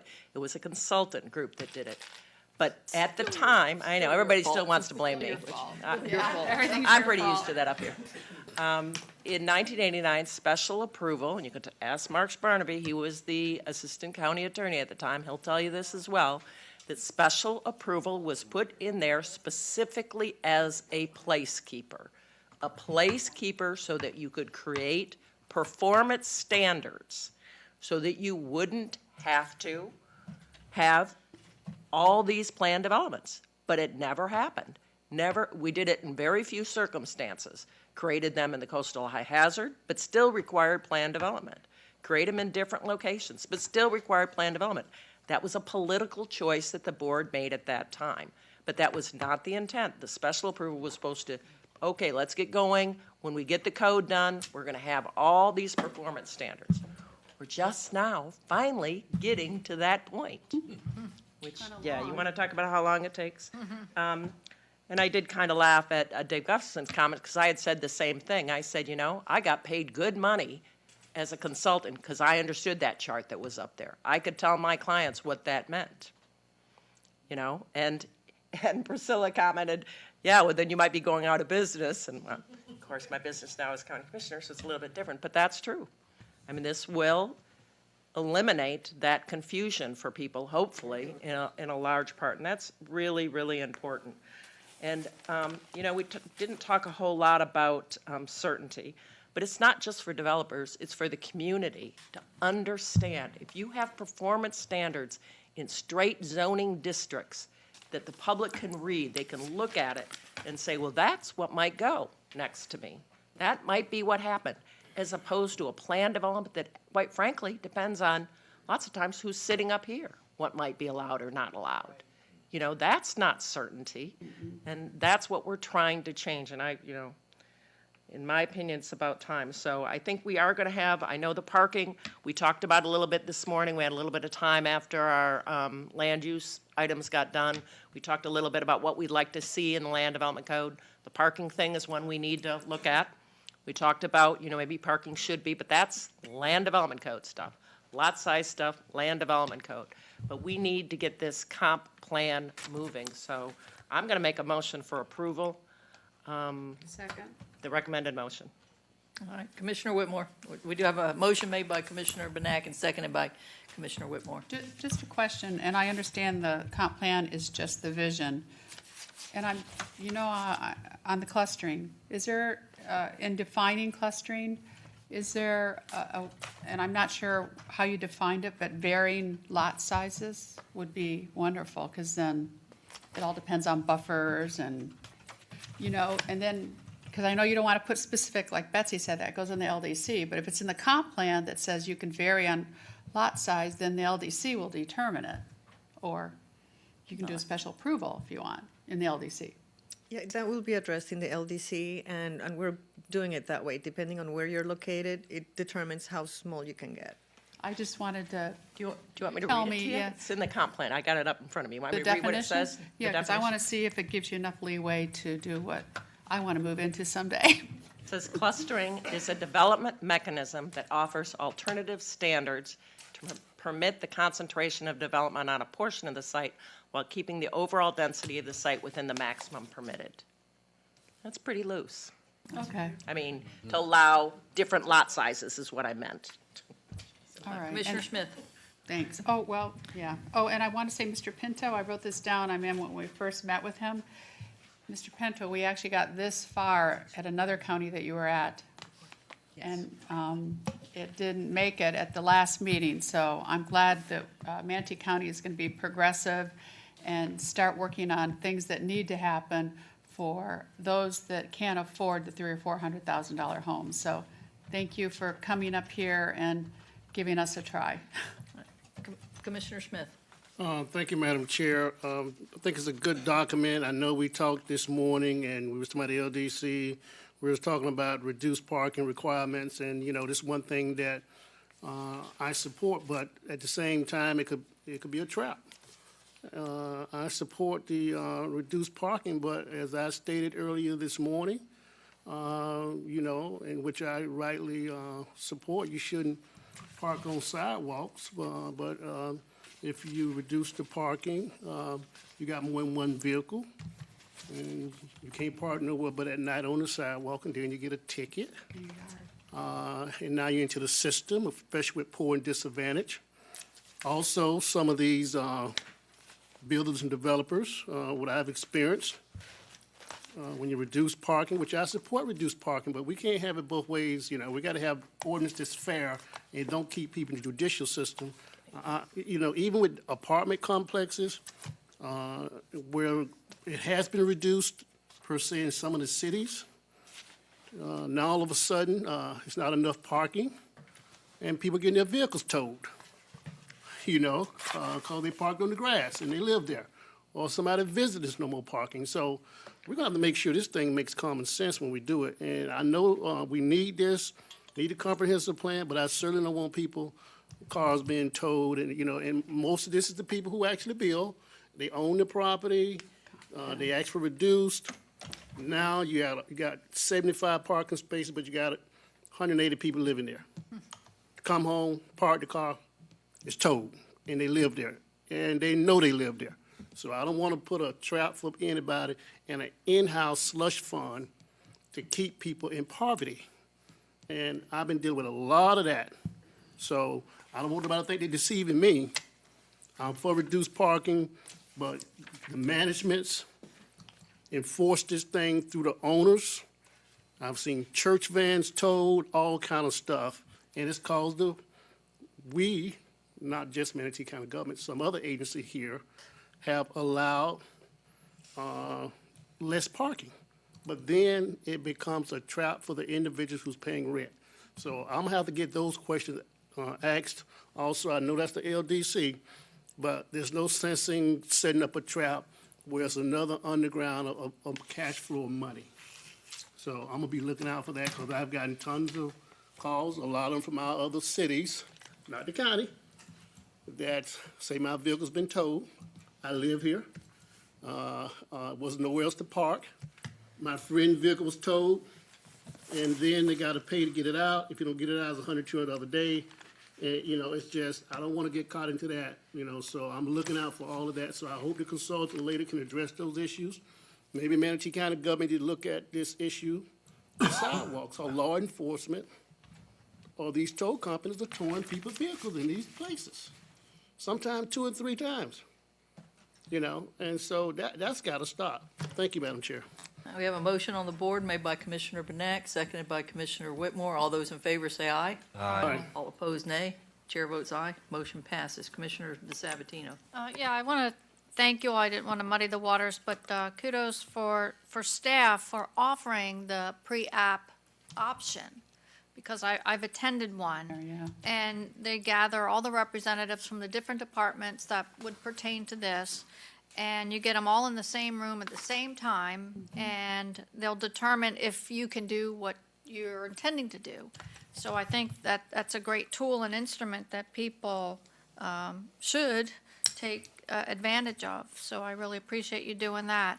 Habitat was here. I'm just curious of how they're doing in the Samoset community. And I would suggest y'all two, maybe right at the end of this meeting, talk, Okay. since public All right. comment's been called, And been then- canceled or done, and whatever then, the word is. well, during land use, you can Yeah, we still can- land use. have someone to come to the podium, can't you? We've already voted, though. No, I know. I just wanted to find, it's not pertaining to that. I just wanted to find out where they are in the Samoset project, but, We didn't finish public comment, Madam Chair. Yes, we have. Yeah, We've closed public comment. right. No, I'm saying that the commissioners Can part. call As soon people as, up. Yeah. soon as, That's all right, that's all right. well, I'm just saying, are we done? No. And then I'll talk to Glenn afterwards, but I thought if it was on camera, then everybody would know, not just me. So, where are we with the MTC and the building of the container homes? And Glenn is really instrumental in getting the welders, electricians, and plumbers to work on these container homes, and they need to meet code and so forth. And also, it was mentioned about getting the public involved, and it was brought up that I think only 12 representatives from outside of this government are here. I know people come watch it on TV, they're busy, and I understand that. And last ask is if staff could initiate some calls and maybe meetings with Sarasota. They do have a section for tiny homes. They're already built, they're already up, to see how they went about it, what obstacles they had, and maybe offer up some suggestions of how we can proceed with the process. Thank you. All right, since we finished the agenda early this morning, we're adjourned.